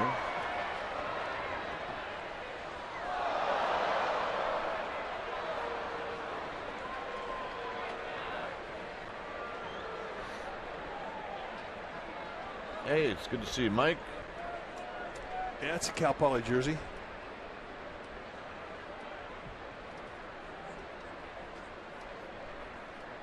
Mustangs, green and gold. Proud to have worn it. High, very high, 2-2. What number were you at Southern Illinois? You know what, Mike? I don't remember. I don't. Well, how'd you get 18? September call-up.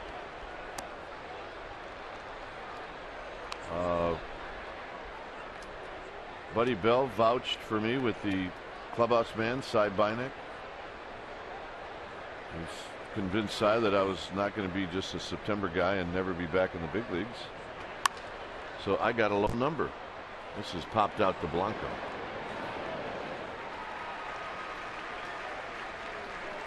And that was huge in those days. Oh, a lot of guys got, then if you got in the 40s or 50s, it was like, what? An infielder? Come on. It can't be any good if you got a number of 52 and you're a second baseman. So here's Leake. The first time I ever saw a big number, because it was very commonplace where the September call-ups would get a big number, and certainly the spring training guys would get big numbers. Dave Haverlow got number 60 when he was with Giants camp, spring training, and he made the team. And I thought, all right, he's going to get a decent number. He kept it. Leake down the left field line. He's going to have a base hit. It's going to bounce over for a ground rule double. A 2-hit night for Leake. And no such thing as a 1-2-3 inning. Ain't going to happen. Second hit tonight. We shouldn't be surprised with Leake. Coming into this season, lifetime, he was a 274 hitter. And that's unheard of.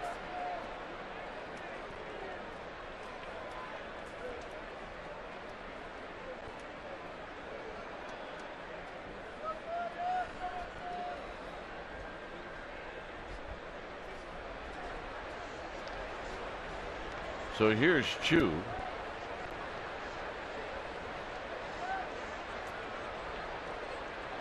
But now you see big numbers all the time. Barry Zito, number 75. And I think guys like Carlton Fisk, when they went from a team, and Fisk was 27 in Boston, and he wanted to keep that number. Somebody else had it. Obviously, he chose not to negotiate for it or whatever, so he switched it around. 72. So you get a Hall of Famer going to wear 72. All of a sudden, it's not that big a deal. And it's not likely I'd have gone to San Francisco and had an 81 if somebody wasn't going to give up 18.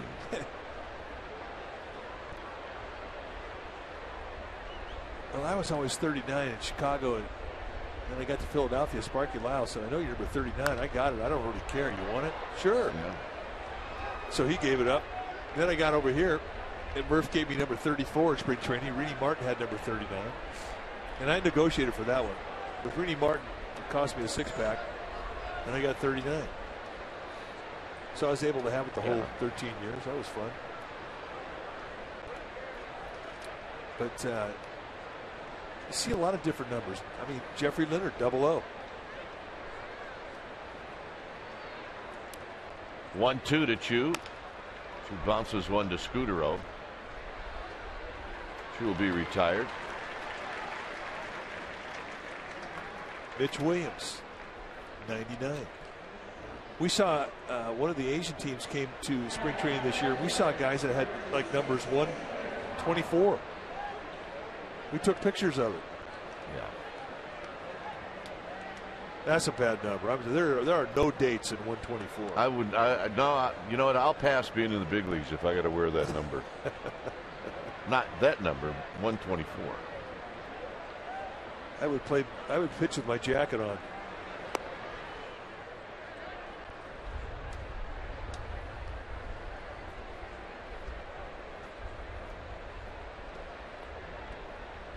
But numbers are amazing. I mean, guys get jewelry with their numbers on it. They get tattoos with their numbers on it. Their wives have jewelry with their numbers on it. 1 ball and 1 strike.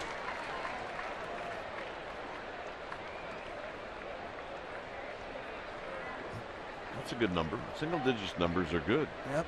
Hall of Famer Johnny Bench, 2-time MVP.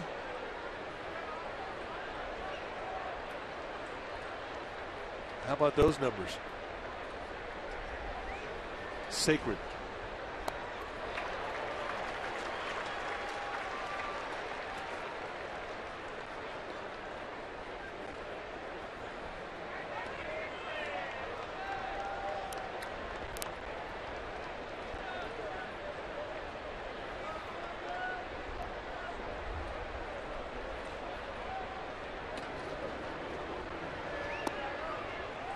Mahara's trying to get Xavier Paul to fish on 1 and 2. Crab sandwich. Yep. I can't look. I'd rather look at the batter's box at home plate. Well, you're on a diet. That's why. That's the best thing here. Those things, they cost like $25, but they're worth it. 3 and 2.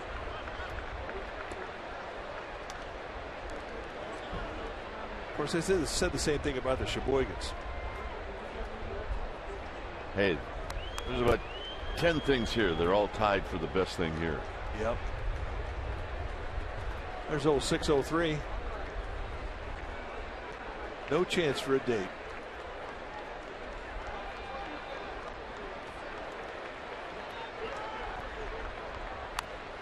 Foul back.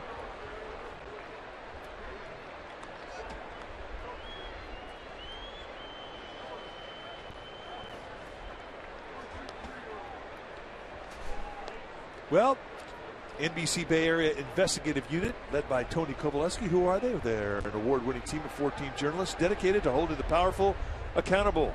The Investigative Unit on NBC Bay Area. We investigate. That'll end the inning. It will be Hunter Pence to lead things off.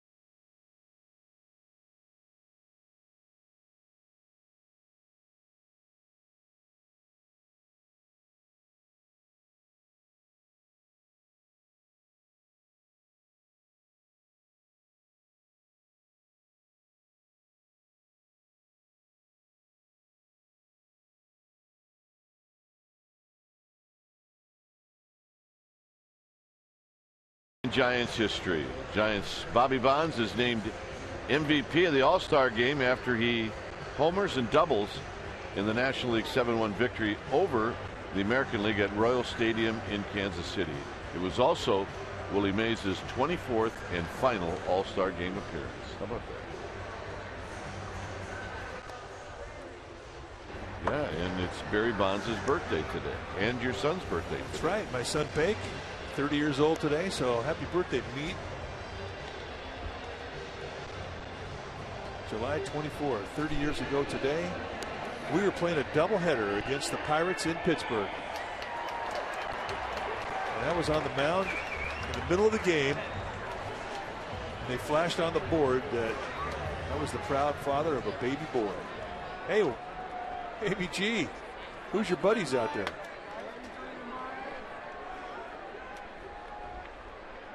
I think that's a pretty cool way to find out you had a son. It's actually kind of scary. No, it is a great way. Here's Pence. Pence is 2 for 2 in this game. Came off the field. Mark Davis had all the specifics. Finished the game, hopped on a plane, went home. A moment you never forget, seeing your child for the first time.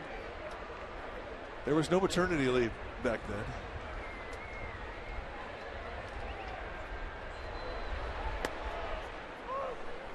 Well, did the team hop on a plane or you did?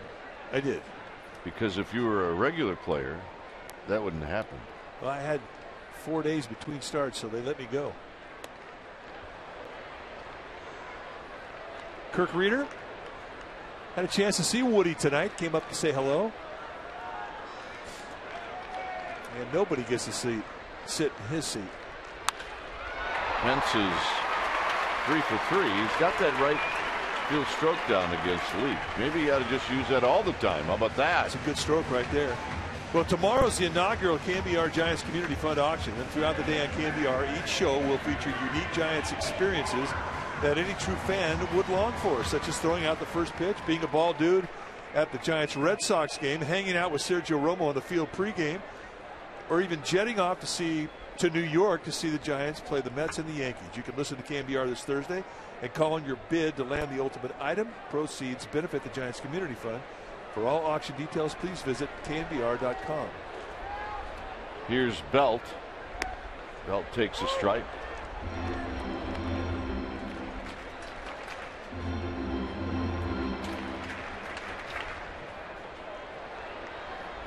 Heroes to follow. Check that. Francoeur to follow.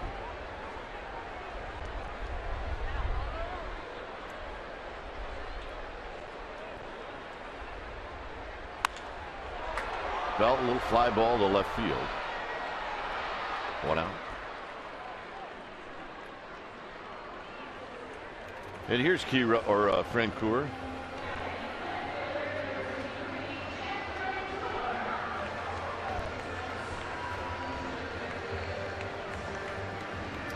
Francoeur has reached on an error and he's bounced into a double play.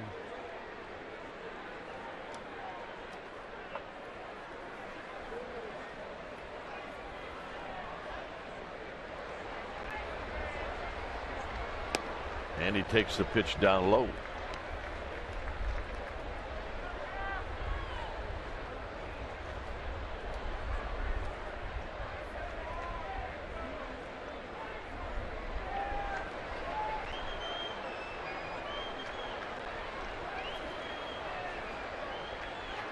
Francoeur dribbles it foul.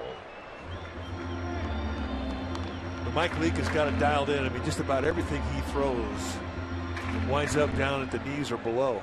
Lots of movement with downward bite. When he elevates, he'll do it by design to change sight lines. But clearly his strength is down around the knees.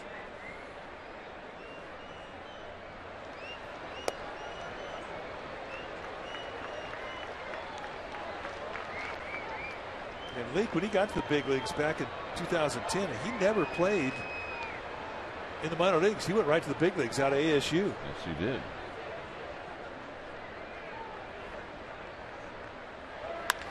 And Francoeur with a bullet to center field. Giants have had their hits off of Leake. It's not like he's fooling anybody. That's 10 hits now for the Giants tonight.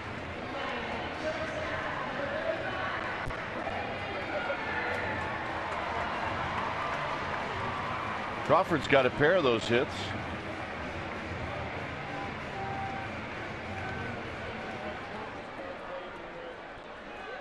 Giants 10 hits, all singles.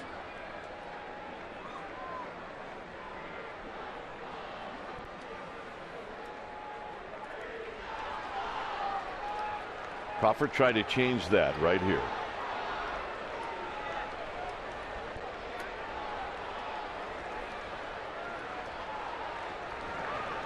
So the guy's got it going.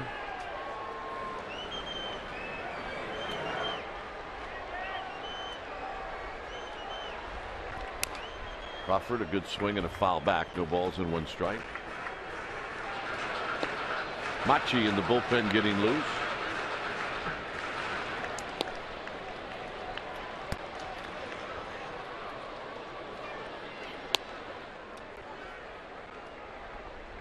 Billy Hayes watching.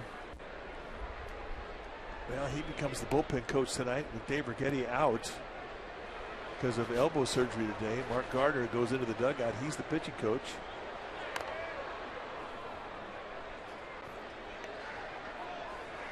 Giants with the Marina District offense tonight. A lot of singles, not much action.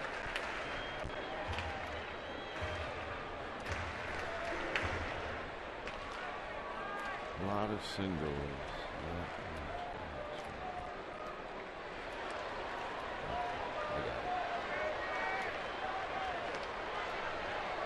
0-2 to Crawford. Crawford hooks it foul.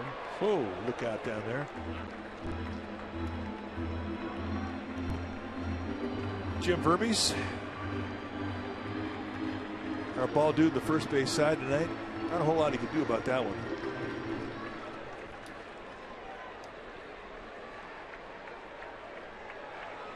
Henson Francoeur waiting to see if Crawford can do some damage.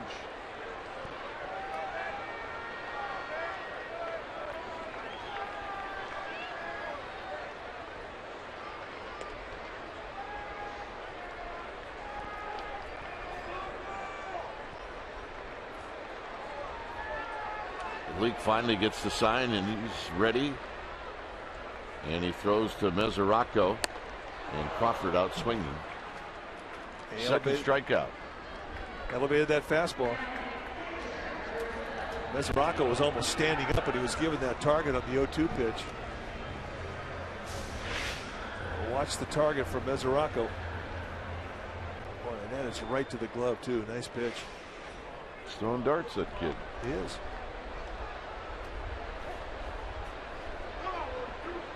Hang in there. It's up to Quiroz to get that guy back into it. And Quiroz takes a strike. And he could do it.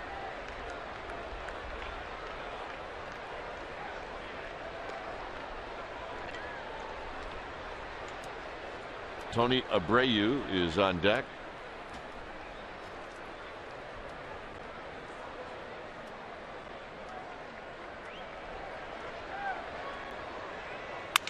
On the ground to third, where Frazier will go the long way, and that'll end the inning. Giants strand two more. They've stranded a runner in every inning. It's 6-1 Reds.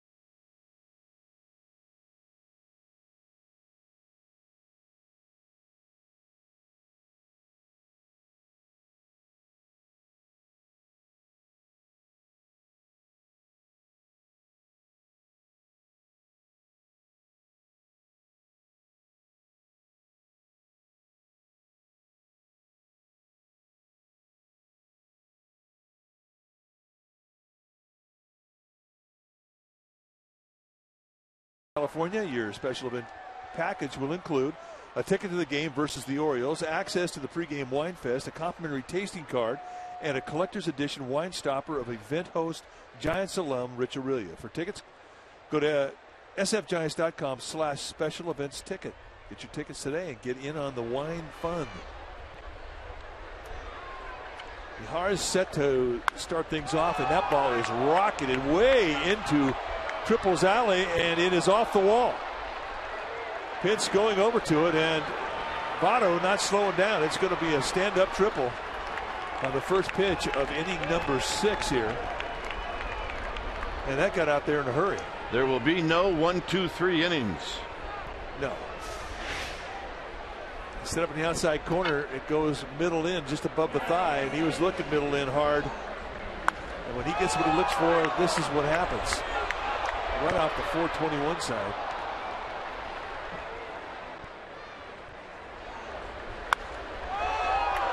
I'll tell you, it's just a great swing. And he goes to whatever side of the plate you're throwing it.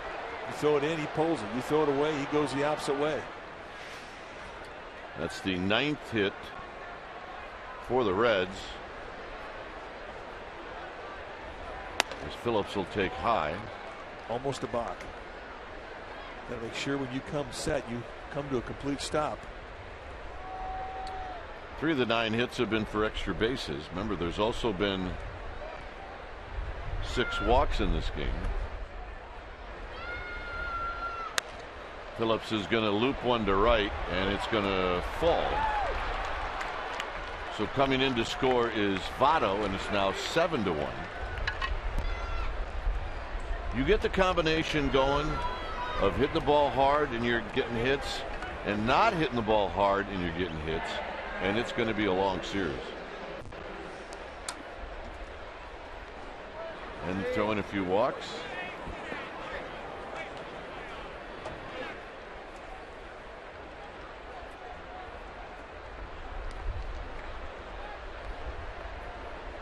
So here's Jay Bruce. Outside to Jay Bruce.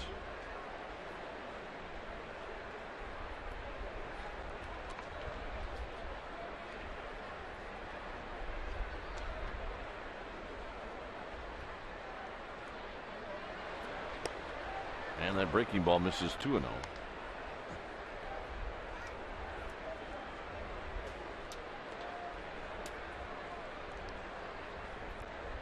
Bruce doubled in the third. Smoked him down the right field line. Here he lifts one high and foul.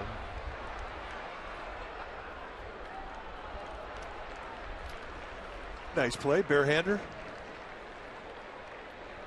Harris pounding those knees, trying to get that ground ball.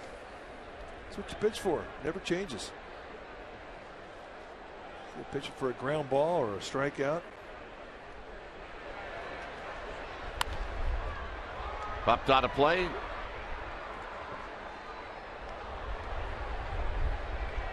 It's 2 balls and 2 strikes.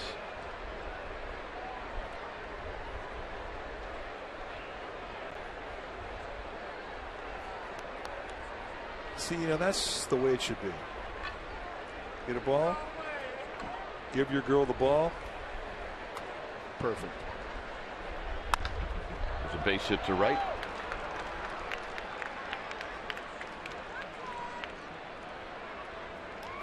And that'll bring up Frazier, and we'll also see Bruce Bochy. Because this 6th inning isn't exactly how Maharis wanted it to start out. And it's going to be a double switch. We're watching Abreu come into the game, and Crawford is leaving. So when it's time for a change, think Speedy Oil Change and Tune-Up, your oil change tune-up and smog experts.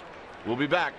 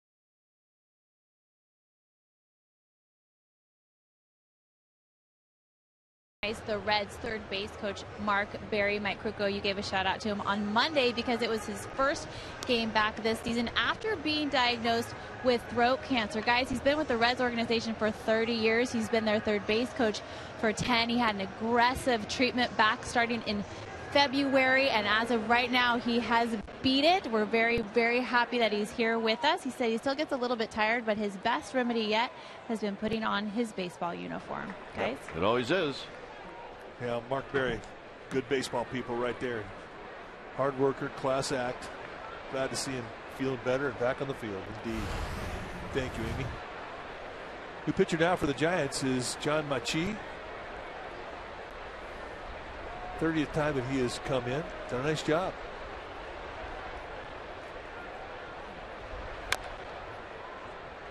Frazier rolls the first pitch foul. He's out of 27 strikeouts against just 5 walks.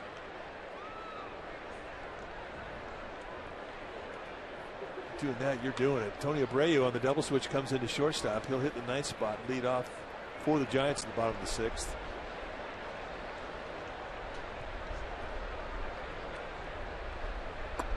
In tight to Frazier.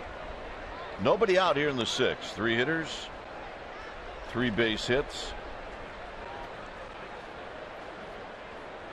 a run in.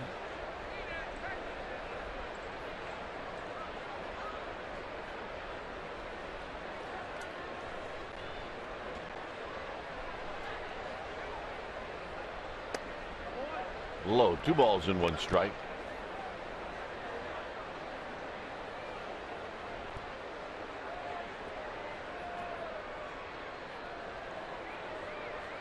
On deck is the catcher, Mesoraco.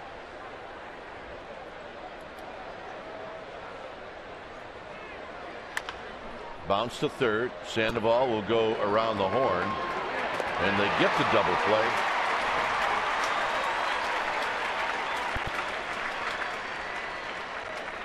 Yeah, Sandoval did a nice job of getting that ball quickly to Scooter. I thought he may have had the option to run over to third base, step on it, and go across the field.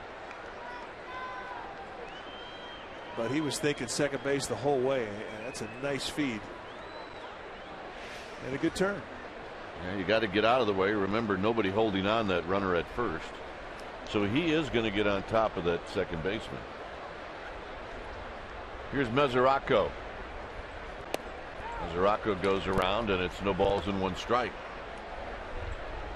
7-1 Reds. We're in the 6th inning.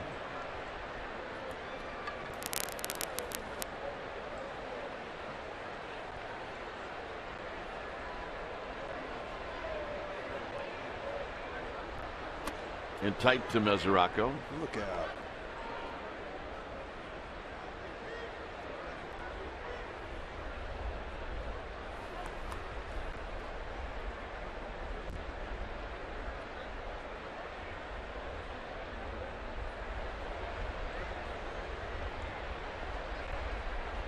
Swinging a foul. That one may have got a piece of Quiroz.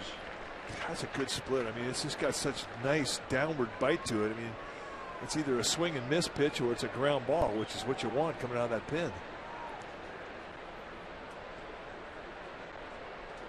Where you see him when he's not pitching during the game, he'll be sitting in the dugout or in the bullpen with a softball between his fingers to stretch those fingers, the forefinger and the middle finger out.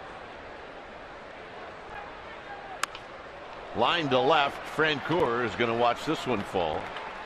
So coming in to score is Phillips.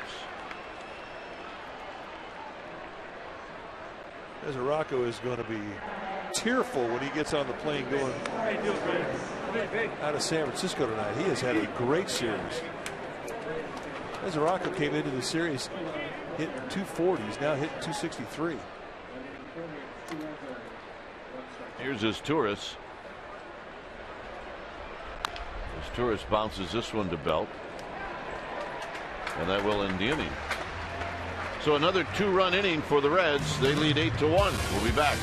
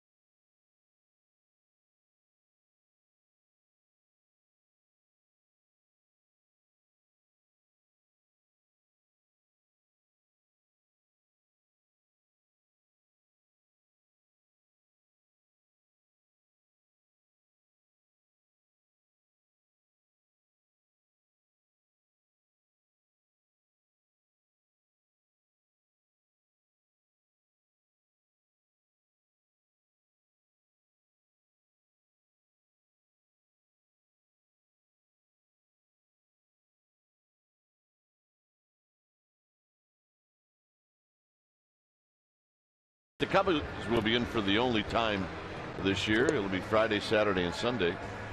And we're going to highlight the game on Friday, which will be on Comcast Sportsnet Bay Area.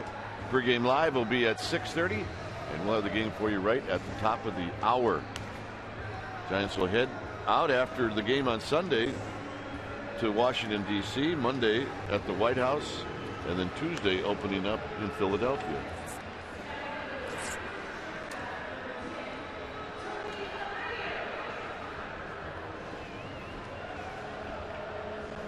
It's 8-1 Cincinnati. If you have any questions that you might want the president to answer, I'll give you Mike's number. You can text those questions to him, and then he'll take care of that on Monday. That's right.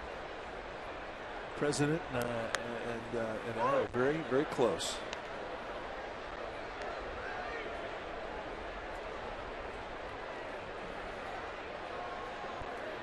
Here's Abreu. Abreu bounces it foul. It is quite an experience. It really is. It makes you proud. You walk in and you bear witness to the pomp and circumstance. It's pretty powerful.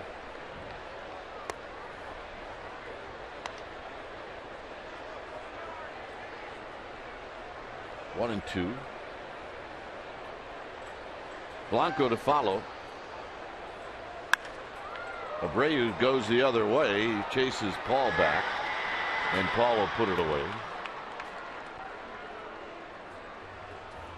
Well, yesterday's pencil, I might just throw them all out. I got 20. I might just get rid of them all. I know. I'm right with crayons right now. I've given up on pencils.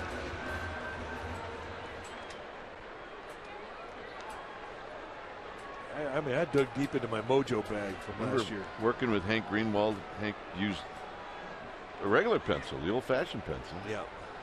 And then he started traveling the battery-operated pencil sharpener. You can hear it on the radio when you listen to the game.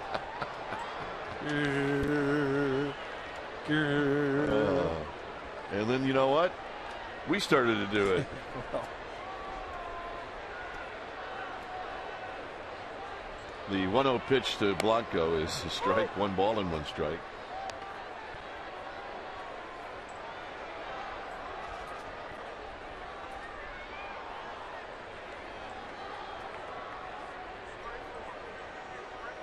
On deck is Scudero. There's a strike to Blanco. 1 and 2.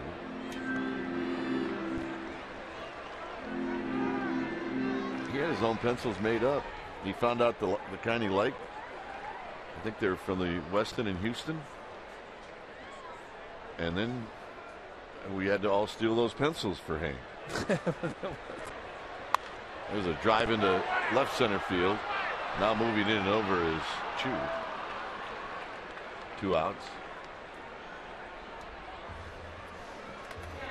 And that'll bring up Scudero.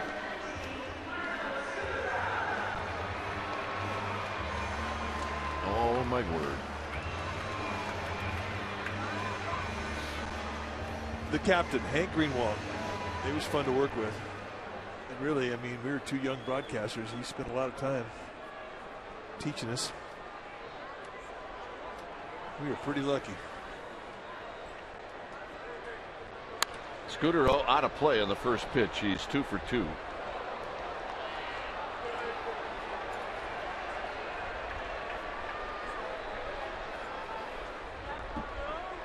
Sandoval to follow.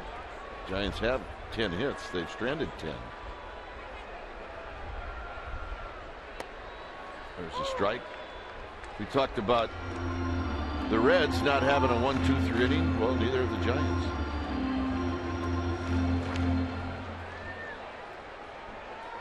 Yep, the White Shark. Outside to Scudero, 1 and 2.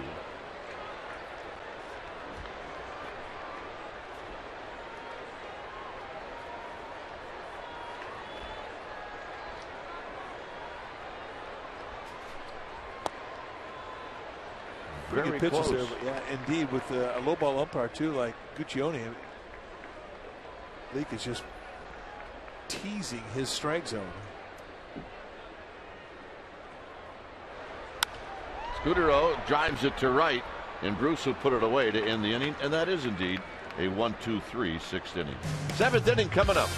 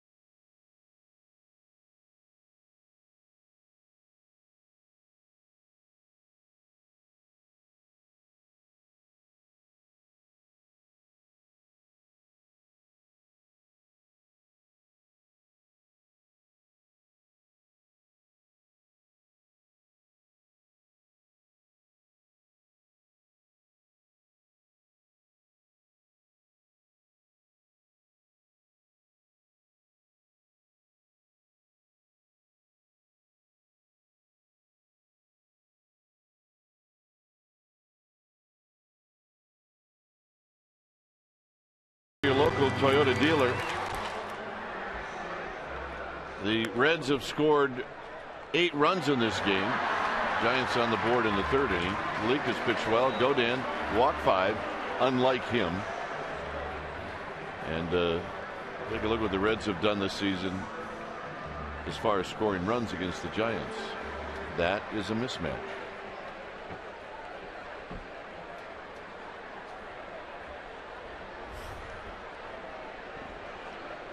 Here's Bochy to face Mike Leake, who's got 2 of the Reds' 12 hits.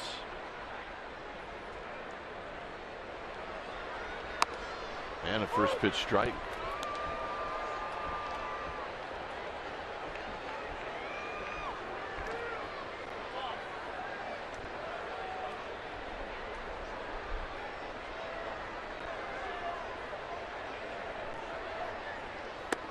Leake, who came into this game with a very fine record at 9-4.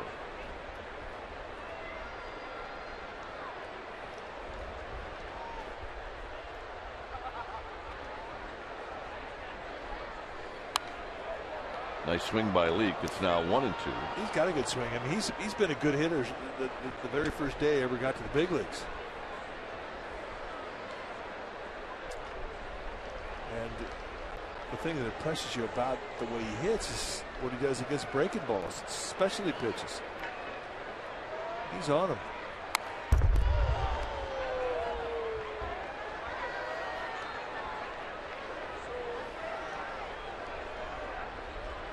And for pitchers, it's not easy. You don't have the ability to get a lot of reps, to get a lot of cage time. I mean, that's not set up for you. It's set up for the regular players. So practicing your hitting can be difficult. And it squirts under the glove of Abreu. Well, get up to the minute you're up with Today in the Bay. You can see breaking news, your weather forecast, and real-time traffic. Watch Today in the Bay weekdays starting at 4:30 a.m. on NBC Bay Area. There will be no 1-2-3 inning. No, it's not going to happen. Javi Lopez jogging down to the bullpen. That's a 3-hit night for Mike Leake. Giants with an off day tomorrow, so they definitely can get into their bullpen.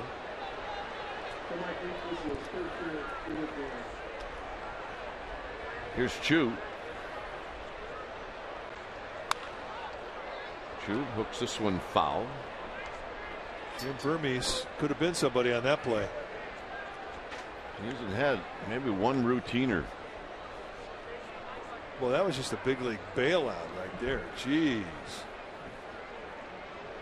Jim, use your helmet.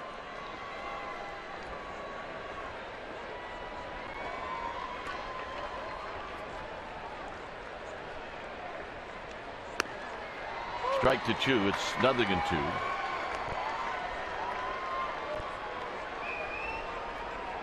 Crumble corn. Some of the best on the planet here at the ballpark.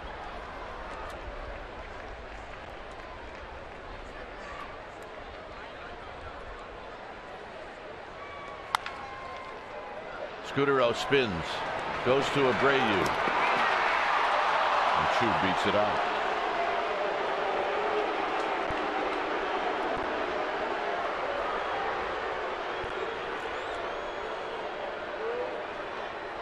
Ron Copa, the first base umpire, making the call. Ball hit right on the nose. Abreu coming around.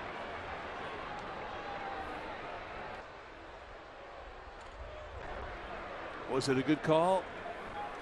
Indeed it was. He beat it out.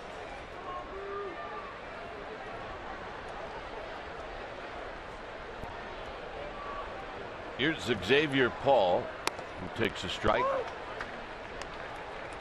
Nice play by Scudero. Gave Abreu a good feed.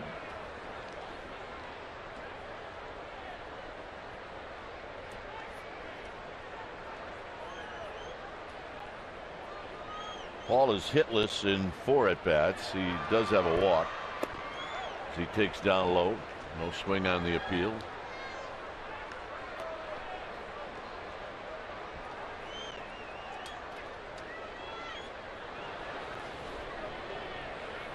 Lopez finishing up his warm-up throws. Giants bullpen.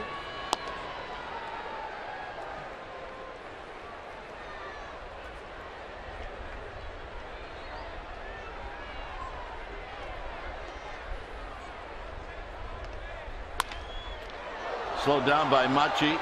He's going to recover and throw, and if he gets Paul and on the play, Chu moves into second.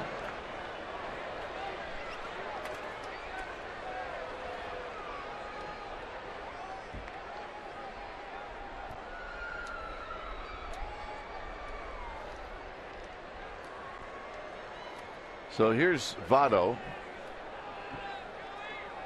Votto's 2 for 3.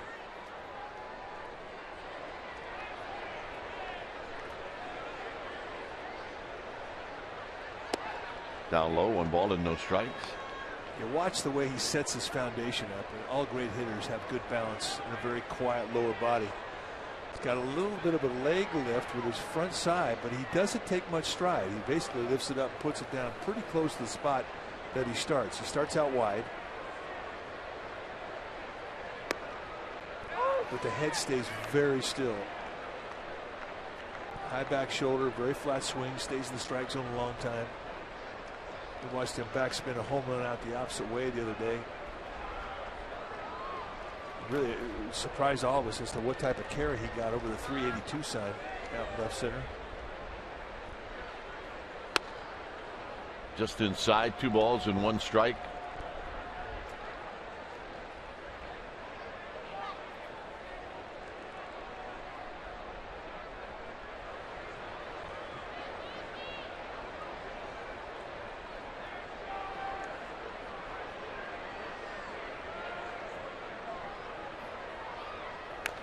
And that's rolled foul, so it's 2-2. Good pitch. That's an 87-mile-an-hour split, and you don't see splits that big thrown to that velocity very often. I mean, there's some guys that wish they had an 87-mile-an-hour fastball. Yep.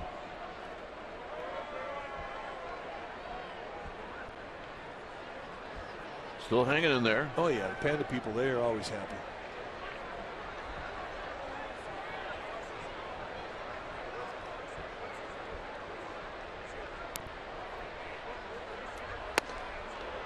And now full count to Votto.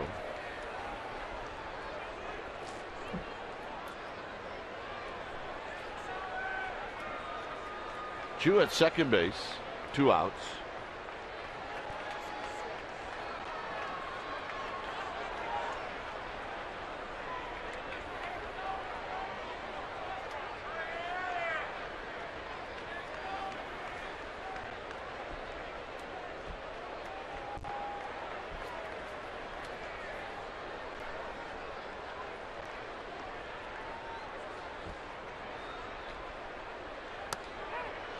Got him, and that'll end the inning. For the Giants, it'll be Pablo Sandoval to lead things off 8-1 Reds.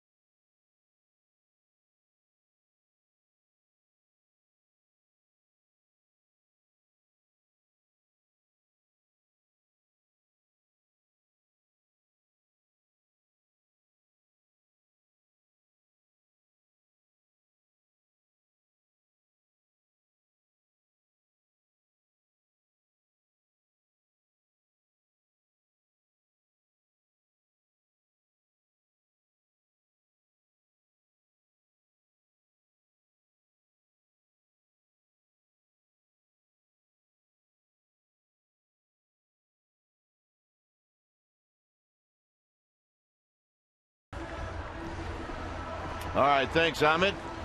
Here at AT&T Park, it has been all Cincinnati tonight. You see 8-1 lead, 13 hits for the Reds. Mike Leake has allowed 1 run. Now he's given up 10 hits. He's walked 1, so he's pitched in and out of trouble all night. But the fact is he has pitched out of trouble.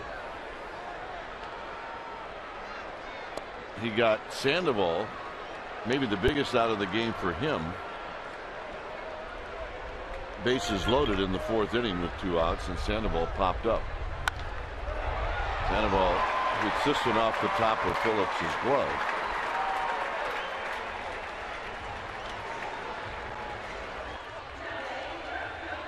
All right, at the end of this homestand, the Giants take on the Cubs over the weekend. The Saturday game is a 6:05 start. Sunday, 1:05. So check it out. Come on out and see the Cubs. Go to sfgiants.com.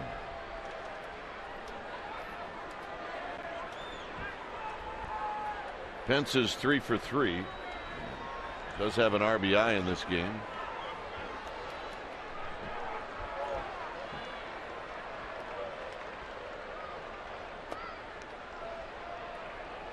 Had an outstanding opposite field approach tonight against that sinker from Mike Leake.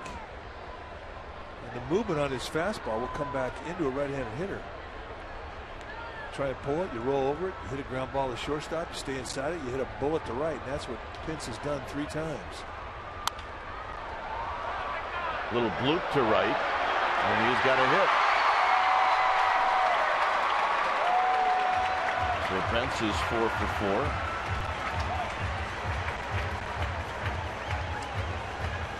And that'll bring up Belt. Sam LeCure, the right-hander, heating up for the Reds.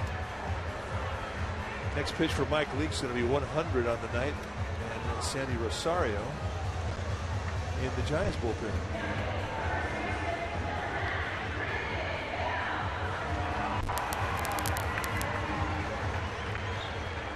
So here's Belt. Belt is 1 for 3.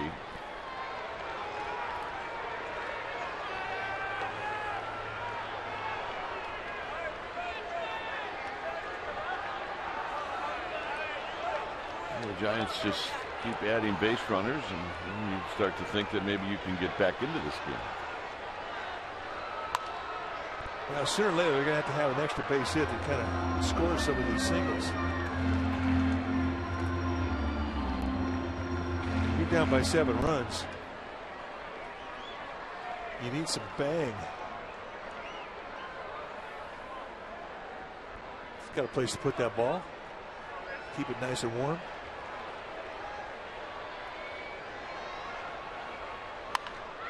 Belt, foul.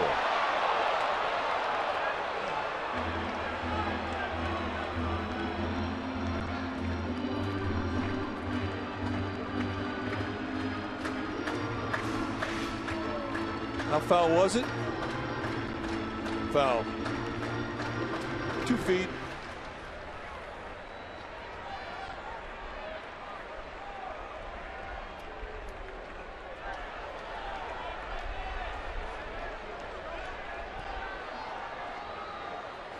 Up behind the count, 0-2. And that pitch in the dirt. It's 102 pitches for the lead.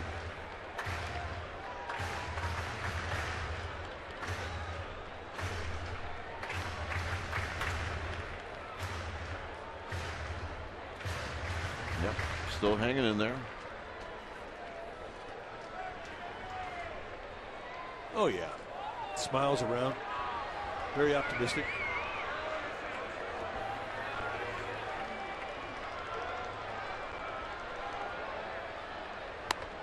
High to Belt, 2-2.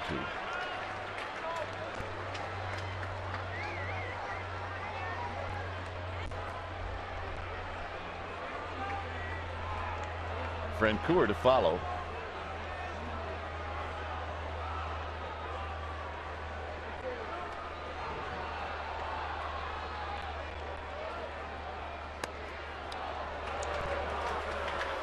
Now the last thing, the very last thing that Leake wants to do is to walk Belt. Well, you're right. This should be a pretty good pitch right here. I mean, it should be a challenge. I mean, you're certainly not going to think corner if you're Leake. You're going to go right to the glove.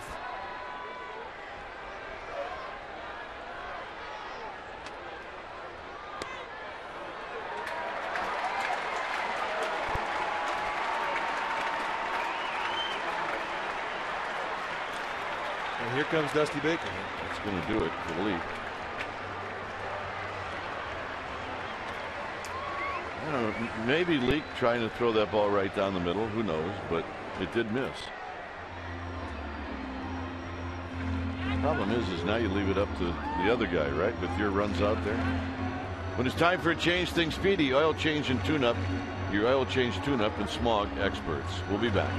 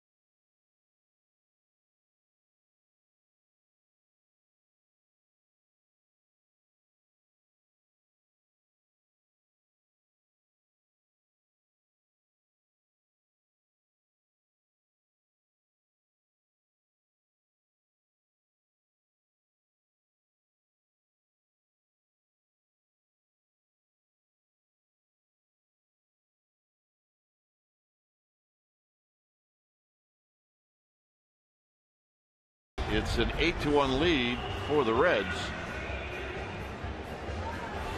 Good pitcher now for the Reds will be Sam LeCure. LeCure, the 29-year-old right-hander, 6 feet tall, 205 pounders, in his third year at the big league level. This is what he has done.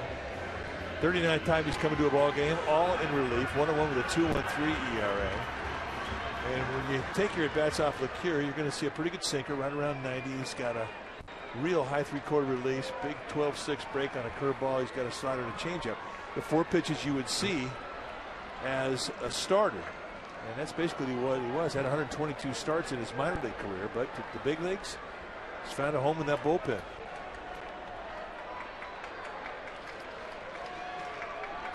Here's Francoeur with Buster Posey on deck. And a fastball tailing into Francoeur for a called strike. A very short, compact motion from LeCure.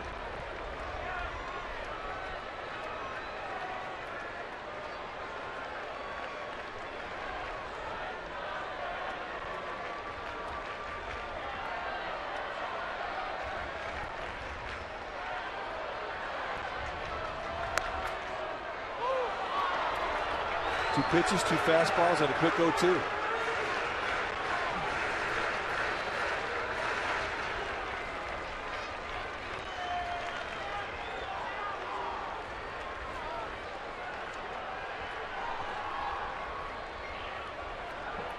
Sandoval at third, Pence at second, Belt is at first.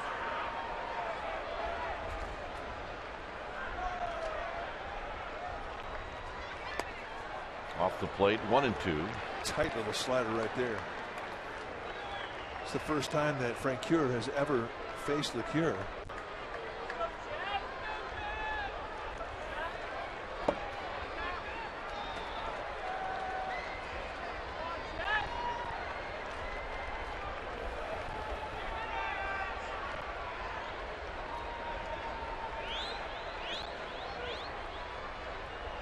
And now Francoeur asks for time.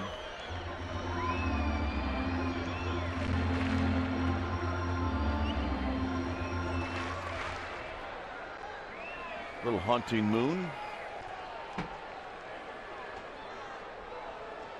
1-2 to Jeff Francoeur.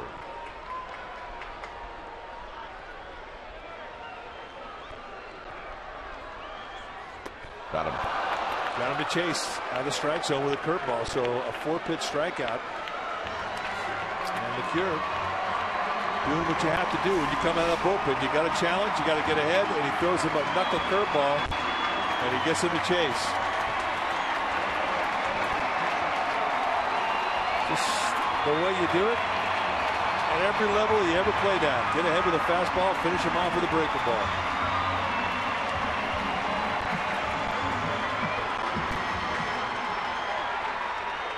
The ovation for Buster Posey.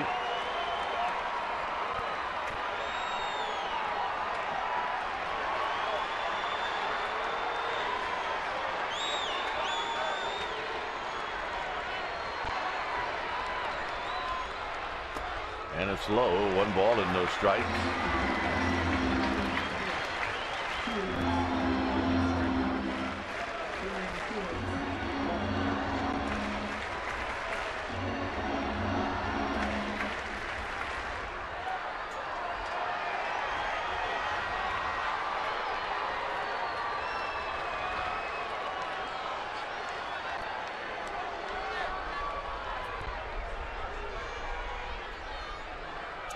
One ball and no strikes to Buster Posey.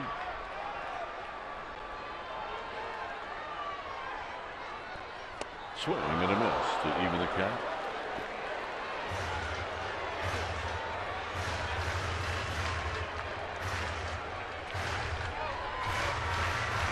Sandoval at third, Pence at second, Belt at first. Giants looking for the igniter swing of the bat.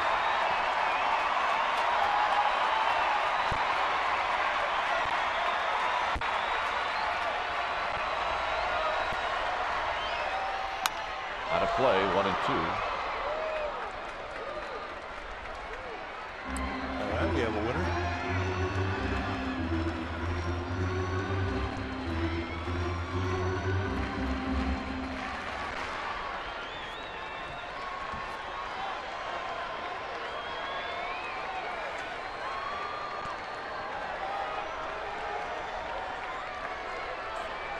So Posey put in a spot here in the 7th to try to get the Giants back in this game.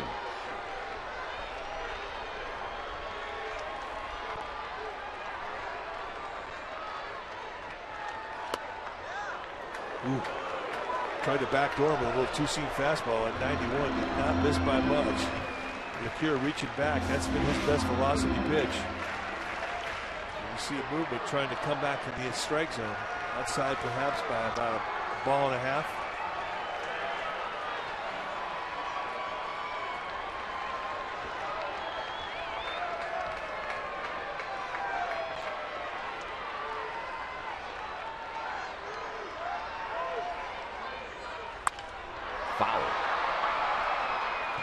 Posey was fighting it off. LeCure going right back, same location.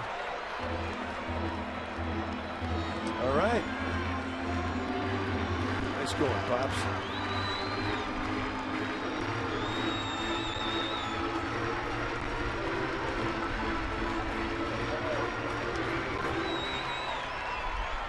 It's always nice when it ends up in the right spot. Yeah, that one found a good home.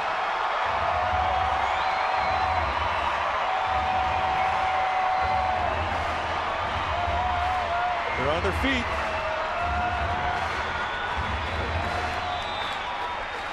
$41,512 checked in today here at the park. And they're watching Buster Posey and LeCure go after each other. It's 2-2. Check swing roller. Votto is going to come home, and they get the force play at home. And you usually don't come home in a game where it's 8-1, but for Votto, it was his easiest play. Yeah, you're right. Momentum of the play was going right towards home. So why not take the easy force? Just a check swing from Posey.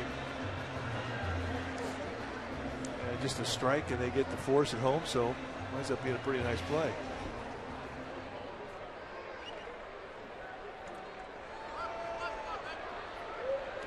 Heroes is 0 for 3.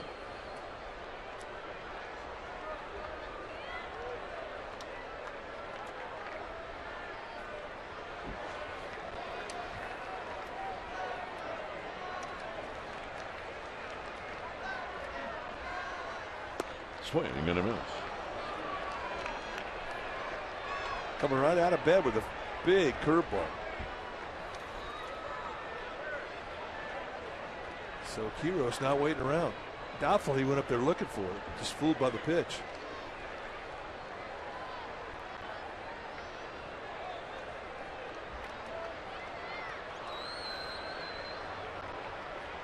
Oh, 1 to Quiros.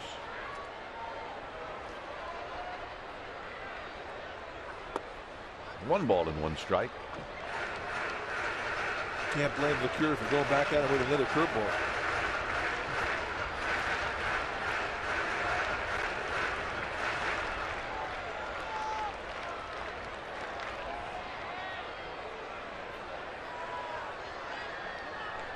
See the way defense is set up pretty much straight away.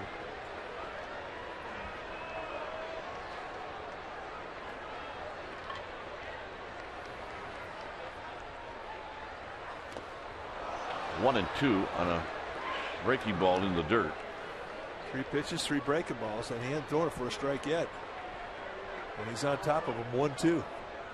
Quiros is not picking that thing up, and I think that may be the conversation that Mesoraco is going out there to talk to LeCure about. Just store the dirt, I'll block it.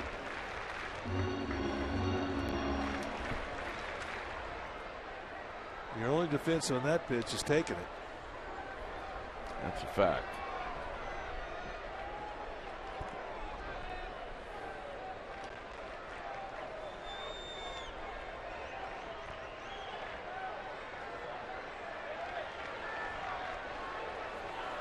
One and two, bases still loaded.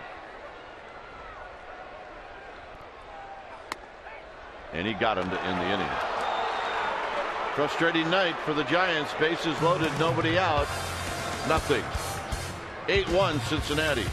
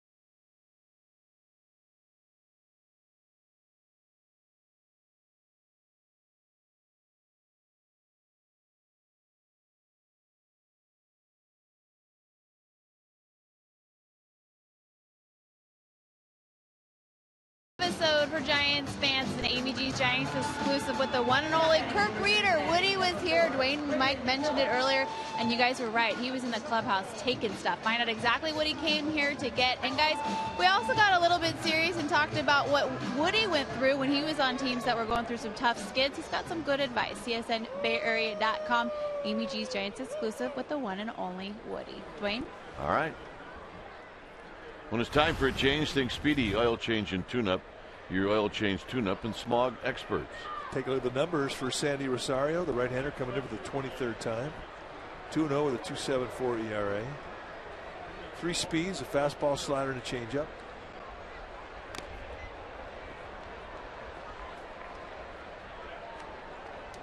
Phillips has a couple of hits, a couple of RBIs.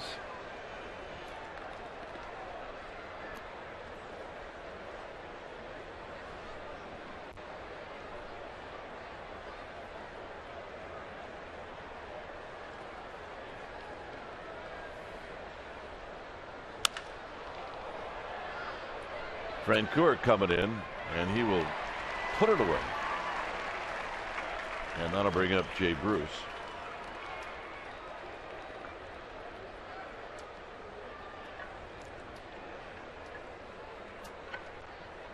Bruce has been on base 3 times.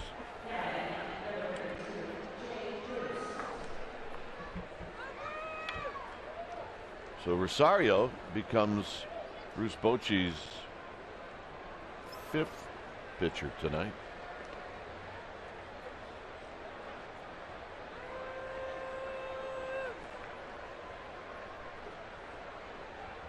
Bruce takes a strike. On deck is Frazier.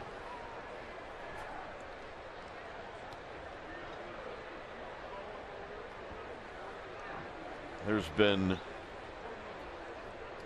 one 1-2-3 inning in this game, and that was the Giants in the 6th inning. Well, 25 hits in this game. 9 walks. Really, the walks really surprised me because we knew we had a pretty big zone tonight to watch with Chris Cuccione, the plate umpire. Just a very uncharacteristic. Chad Godin just couldn't get a feel of the strike zone. Misty Baker checking his list and looking at his lineup, see who he's got left on the bench who needs work. Likely we'll see the Reds closer Chapman, Aroldis Chapman, at some point tonight. Logan Andrusek, their setup man, is getting loose. He'll probably pitch the 8th inning. They need an inning. So Bruce is gone. And that'll bring up Frazier.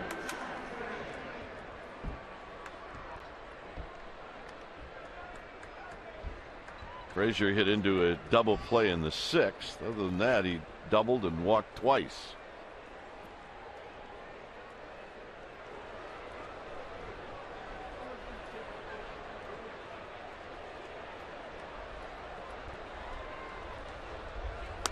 Swing and a miss. No balls and 1 strike. Good life on that fastball at 94 from Rosario.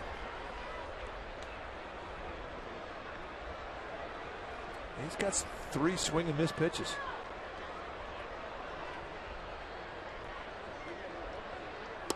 And Rosario puts one away. 1 ball and 1 strike.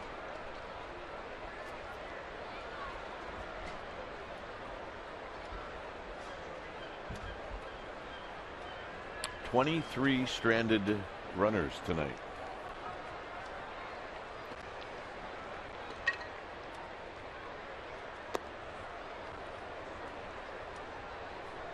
Well, the Giants, 12 hits, 12 singles. They've set the table. And I think that's what has become the norm of late. This last 29 games coming into tonight, hitting under 200 with runners in scoring position. And tonight they continue the epidemic. Pence will catch this through the Seagulls, and that'll end the inning. And a 1-2-3 inning. Woohoo! Abreu's going to lead things off.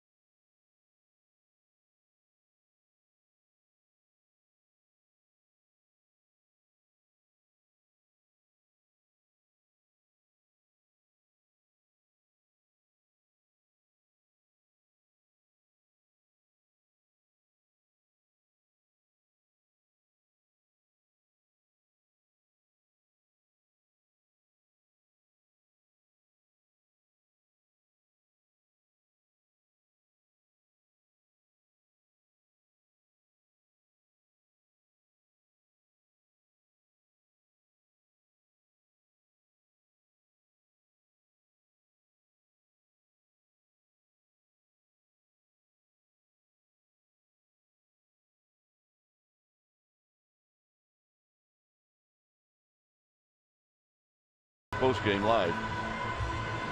Highlights, reaction, and analysis. It's all coming up right after the game. There's an Expos fan.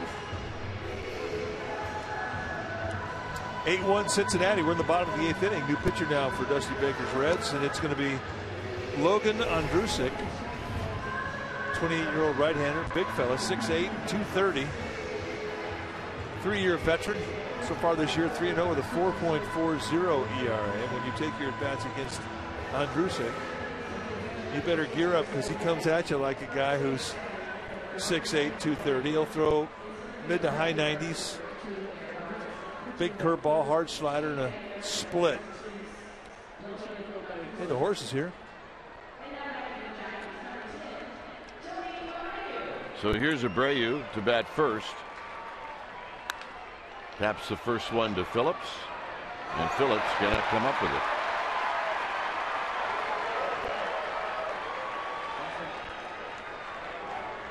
So that'll be a base hit.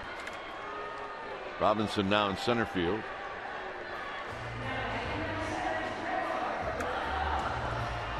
Hanahan is at first. Salvato out of the game.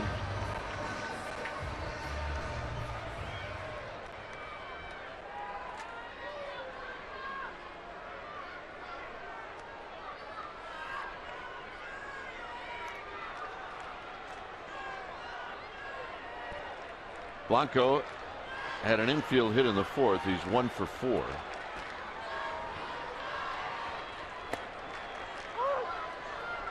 And Drusek starts him off with a strike.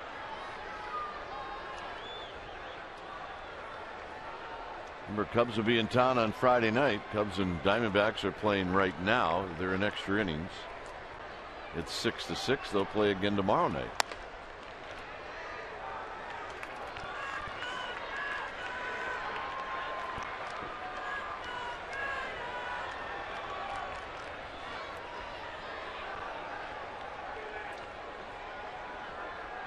So Blanco at the plate, 1 ball and 1 strike. And this is going to be, no, he missed him. I was going to say a double play, but Hanahan just could not get the tag down. Well, Tony Abreu somehow got back. I didn't think it was going to be close.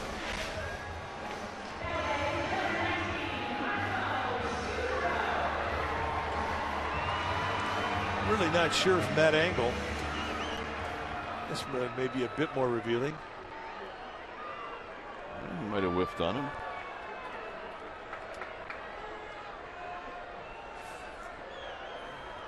Hey, bottom line is, call him safe. Sharply hit. Frazier not in time. And that'll be an error on Frazier. Credit Scudero for getting down the line.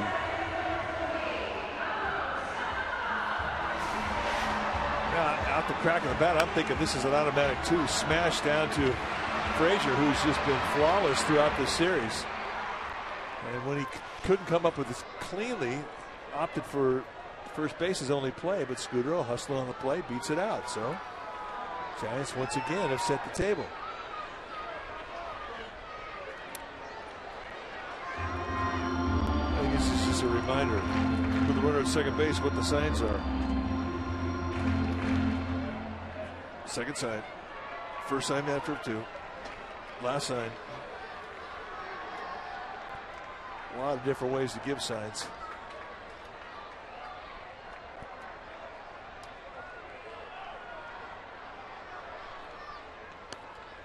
And a breaking ball to Sandoval. Let's take a look at the end of the play at first base, and Marco Scudero, he was out. Be careful. We have already seen one of those today. Yeah, it looked like Scudero may have twisted his ankle a little bit there.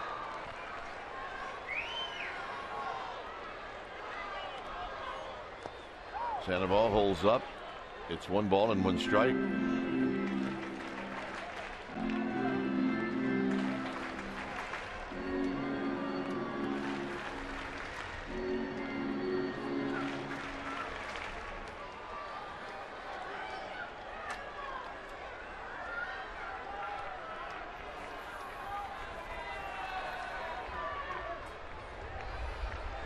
Abreu at second, Scudero at first. Sandoval lines it to left, and it's going to get by Paul. Off to the races. Abreu scores. Scudero's going to score. And it's 8-3. And the Giants' first extra base hit of the night.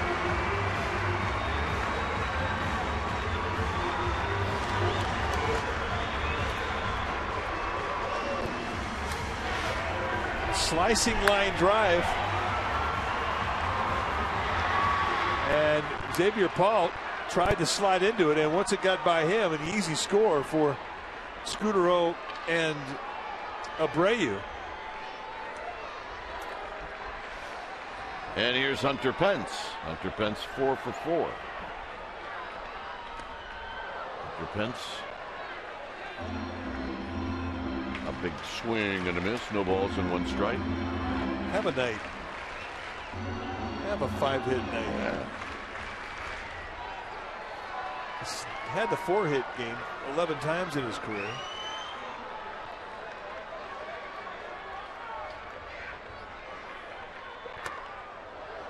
Druzek runs that one inside.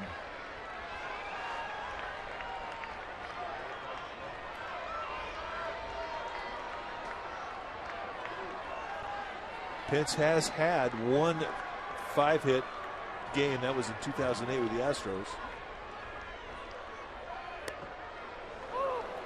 Nice curveball from Anderson.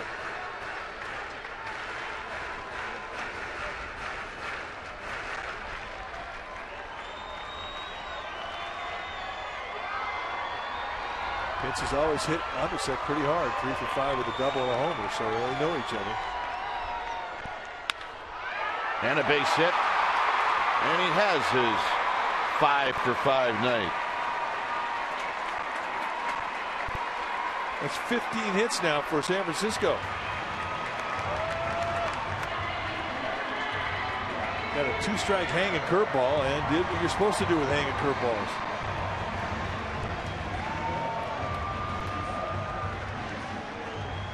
And with that, the Reds are going to send out Brian Price, their pitching coach. And you're going to see Aroldis Chapman head down to the Reds bullpen.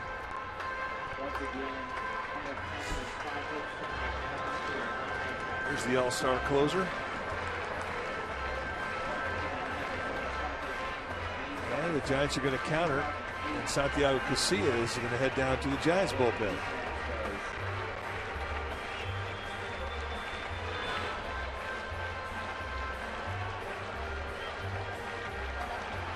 Well, don't forget to check out Sportsnet Central tonight right after Giants postgame live right here on Comcast Sportsnet Bay Area.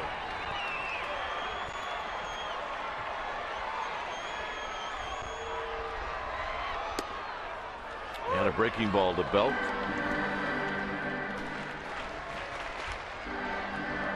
So the second time Hunter Pence has picked up a 5-hit game. We don't know if that was a 5 for 5 like this one. They're telling us it indeed was. Belt takes low.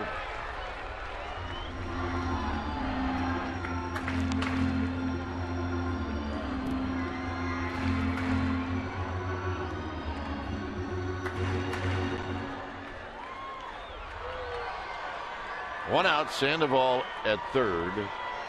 Pence at first, 2 in.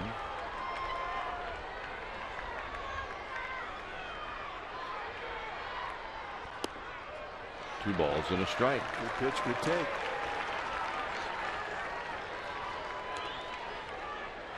There's Chapman. That is a big league arm right there.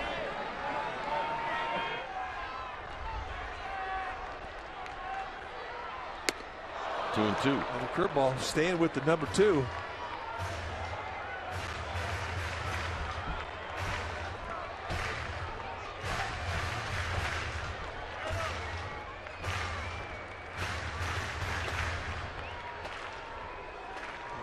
Rally caps are on.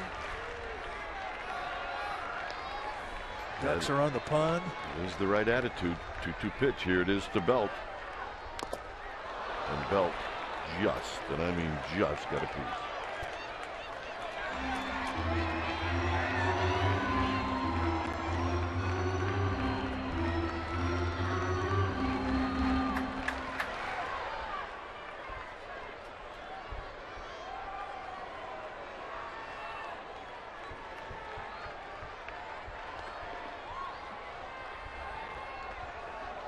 Two and two to Belt. Here it is. And he got him, and Belt knew it.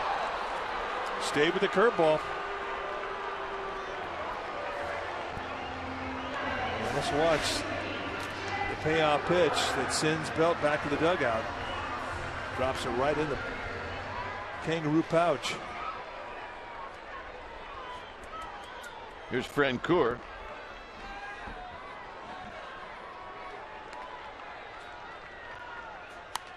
Francoeur pops this one about 10 rows back of the Reds' on-deck circle, and it's no balls and one strike. Francoeur laced a single in the fifth.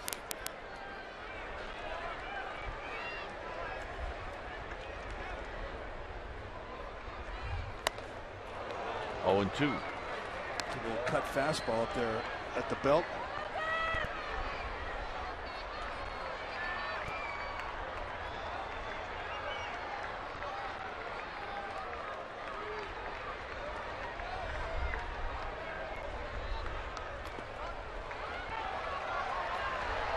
Hentz will be the only runner that moves up. Sandoval stays at third. It'll be a wild pitch.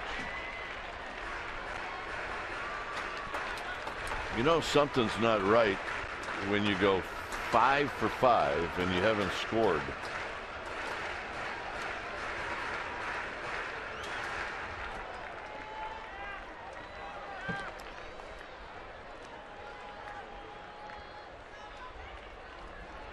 Jeff Francoeur can change that here. He can absolutely change that. It's 1 and 2.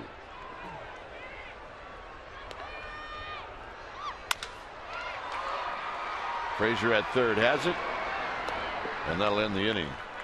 Giants on the board twice. 9th inning coming up.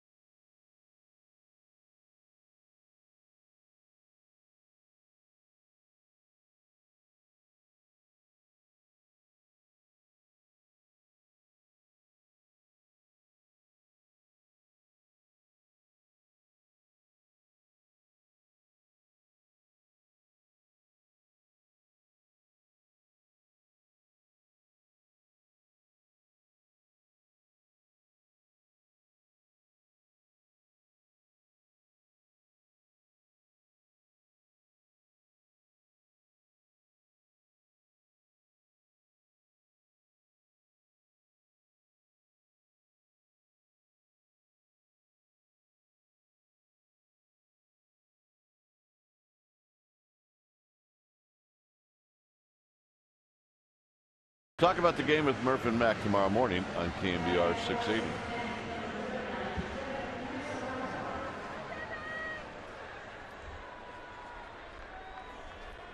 So Mesoraco is going to lead things off, facing Rosario.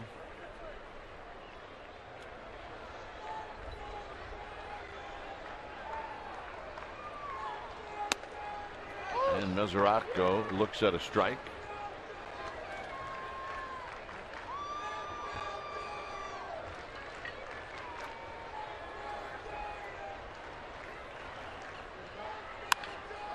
On the ground sharply to Abreu.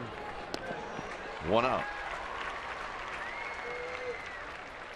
And that'll bring up his tourist. The Reds right now are, you can see they're playing good baseball. And they are headed to Los Angeles. And they will play tomorrow night. Latos against Greinke. Tomorrow, then Friday, Homer Bailey against Clayton Kershaw. So that ought to be a fun series to keep an eye on. Dodgers coming back from Toronto.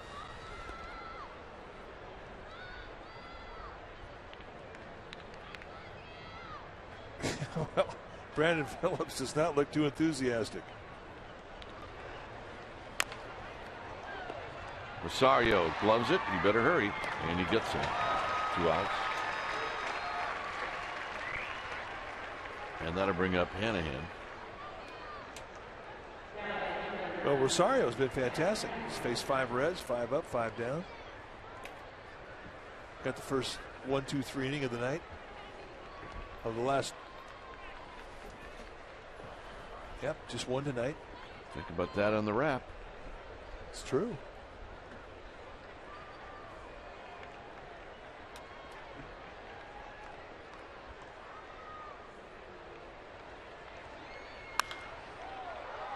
Hanahan on the first pitch.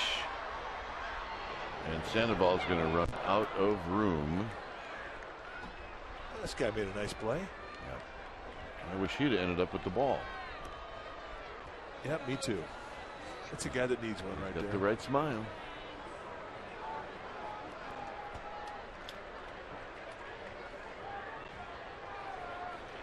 The invasion is here. It's 0-1 to Hanahan.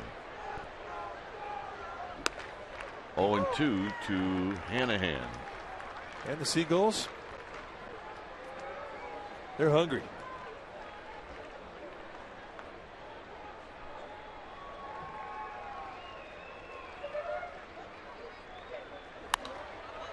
Out of play. It is an amazing feast because when we're doing the wrap, we see the birds come in, and when this ballpark empties, they crush it. Well, they come very close to just coming in right into our booth. I mean, and the first thing they're looking for, garlic fries. John Miller's hot dog. That's what they want.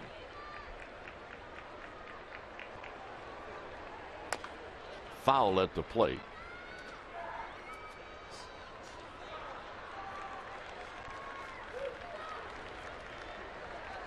But they know. Patiently they wait. The goals.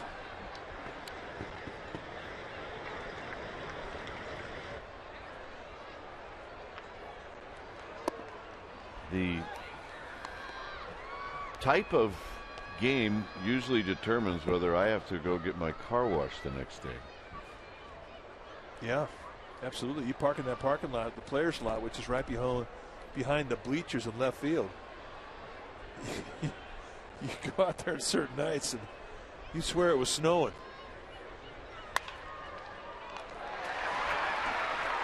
Rosario, 6 up, 6 down. Giants are coming up. Bottom of the ninth. Stay with us.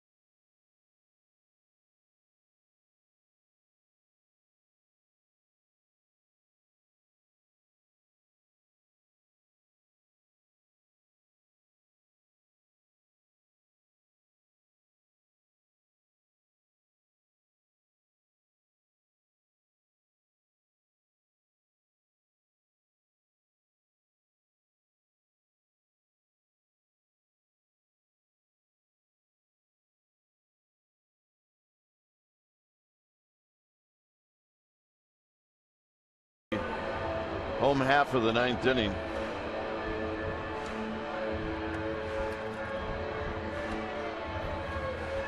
Only one change for the Cincinnati Reds, and that's Chris Heisey moves into left field. Yep. Everybody's got their goal control contraptions. That's a veteran right there.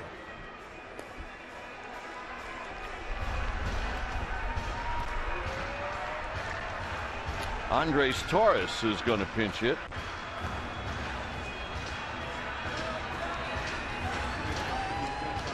The CIA's here.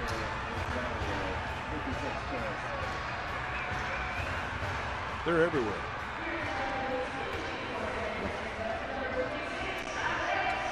So here's Torres.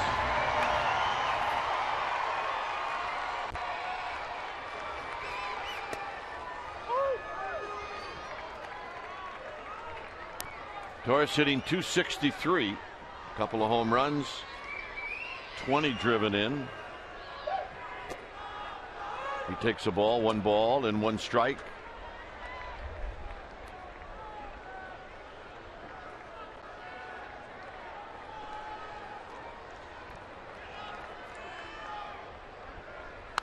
Torres bounces this one past Roberto Kelly.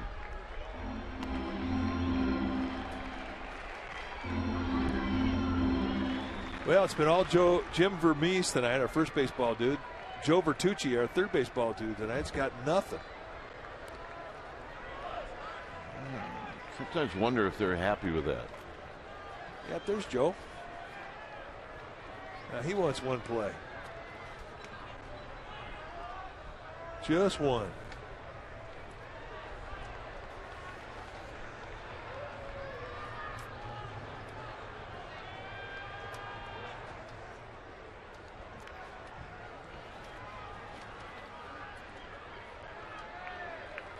It's 2 balls and 2 strikes.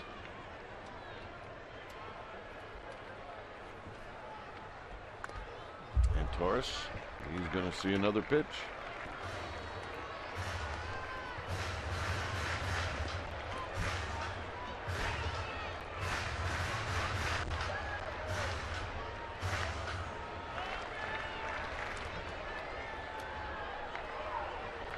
And the 2-2 pitch. Here it is to Andres Torres, and he pulls another one foul.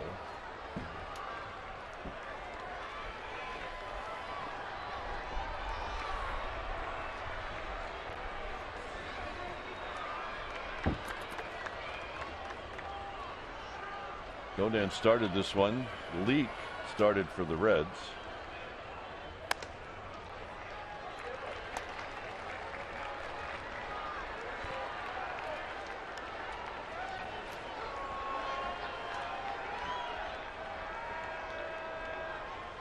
Here's the payoff to Andres Torres, and Torres fouls it out of play. 94-mile-an-hour challenge right at the belt. So Torres putting up a battle. Die hard. There you go. That's a good home. That's what we're talking about.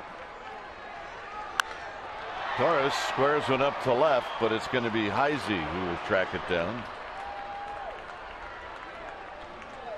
One out for Guillermo Quiroz.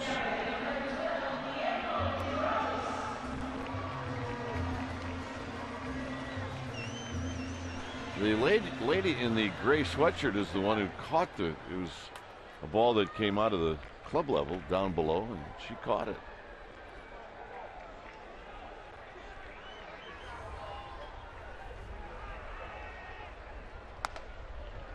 Inside to Quiroz.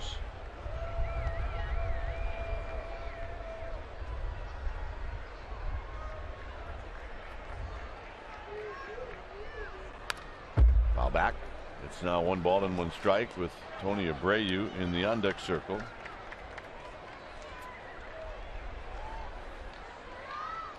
Day off tomorrow. Giants lick their wounds.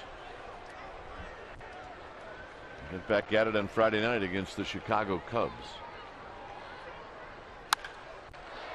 This is line down the right field line. Foul.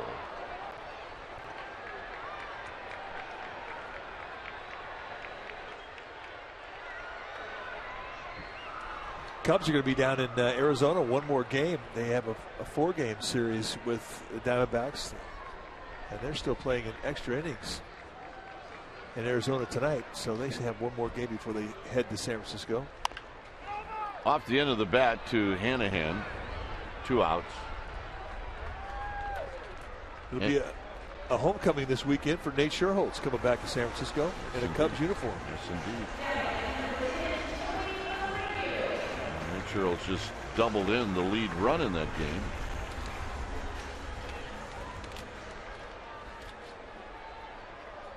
Giants had trouble getting Nate out when they played the Cubs very early in the season in Chicago. And he is having a good season. Here's Abreu, who takes down low. He's the guy to cheer for, Nate Sherholtz. The 1-0 pitch to Abreu. Abreu scatters the Reds, including Billy Hatcher. And it's 1 ball and 1 strike. And the next pitch to Abreu is high. 2 balls and 1 strike. Billy Hatcher was asking Shin-Soo Choo how you say ugly finder in Korean. I don't think Billy had the answer. Oh, high and foul into the night. Do we get one in the water? I believe we did. We're going to say we did. Yeah, I'm going with, yeah.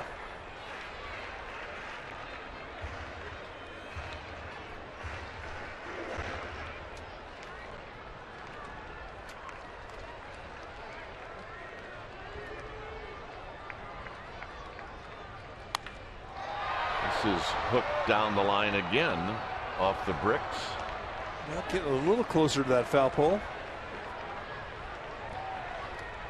And we have a winner. Nice going. She waited a long time for that reward.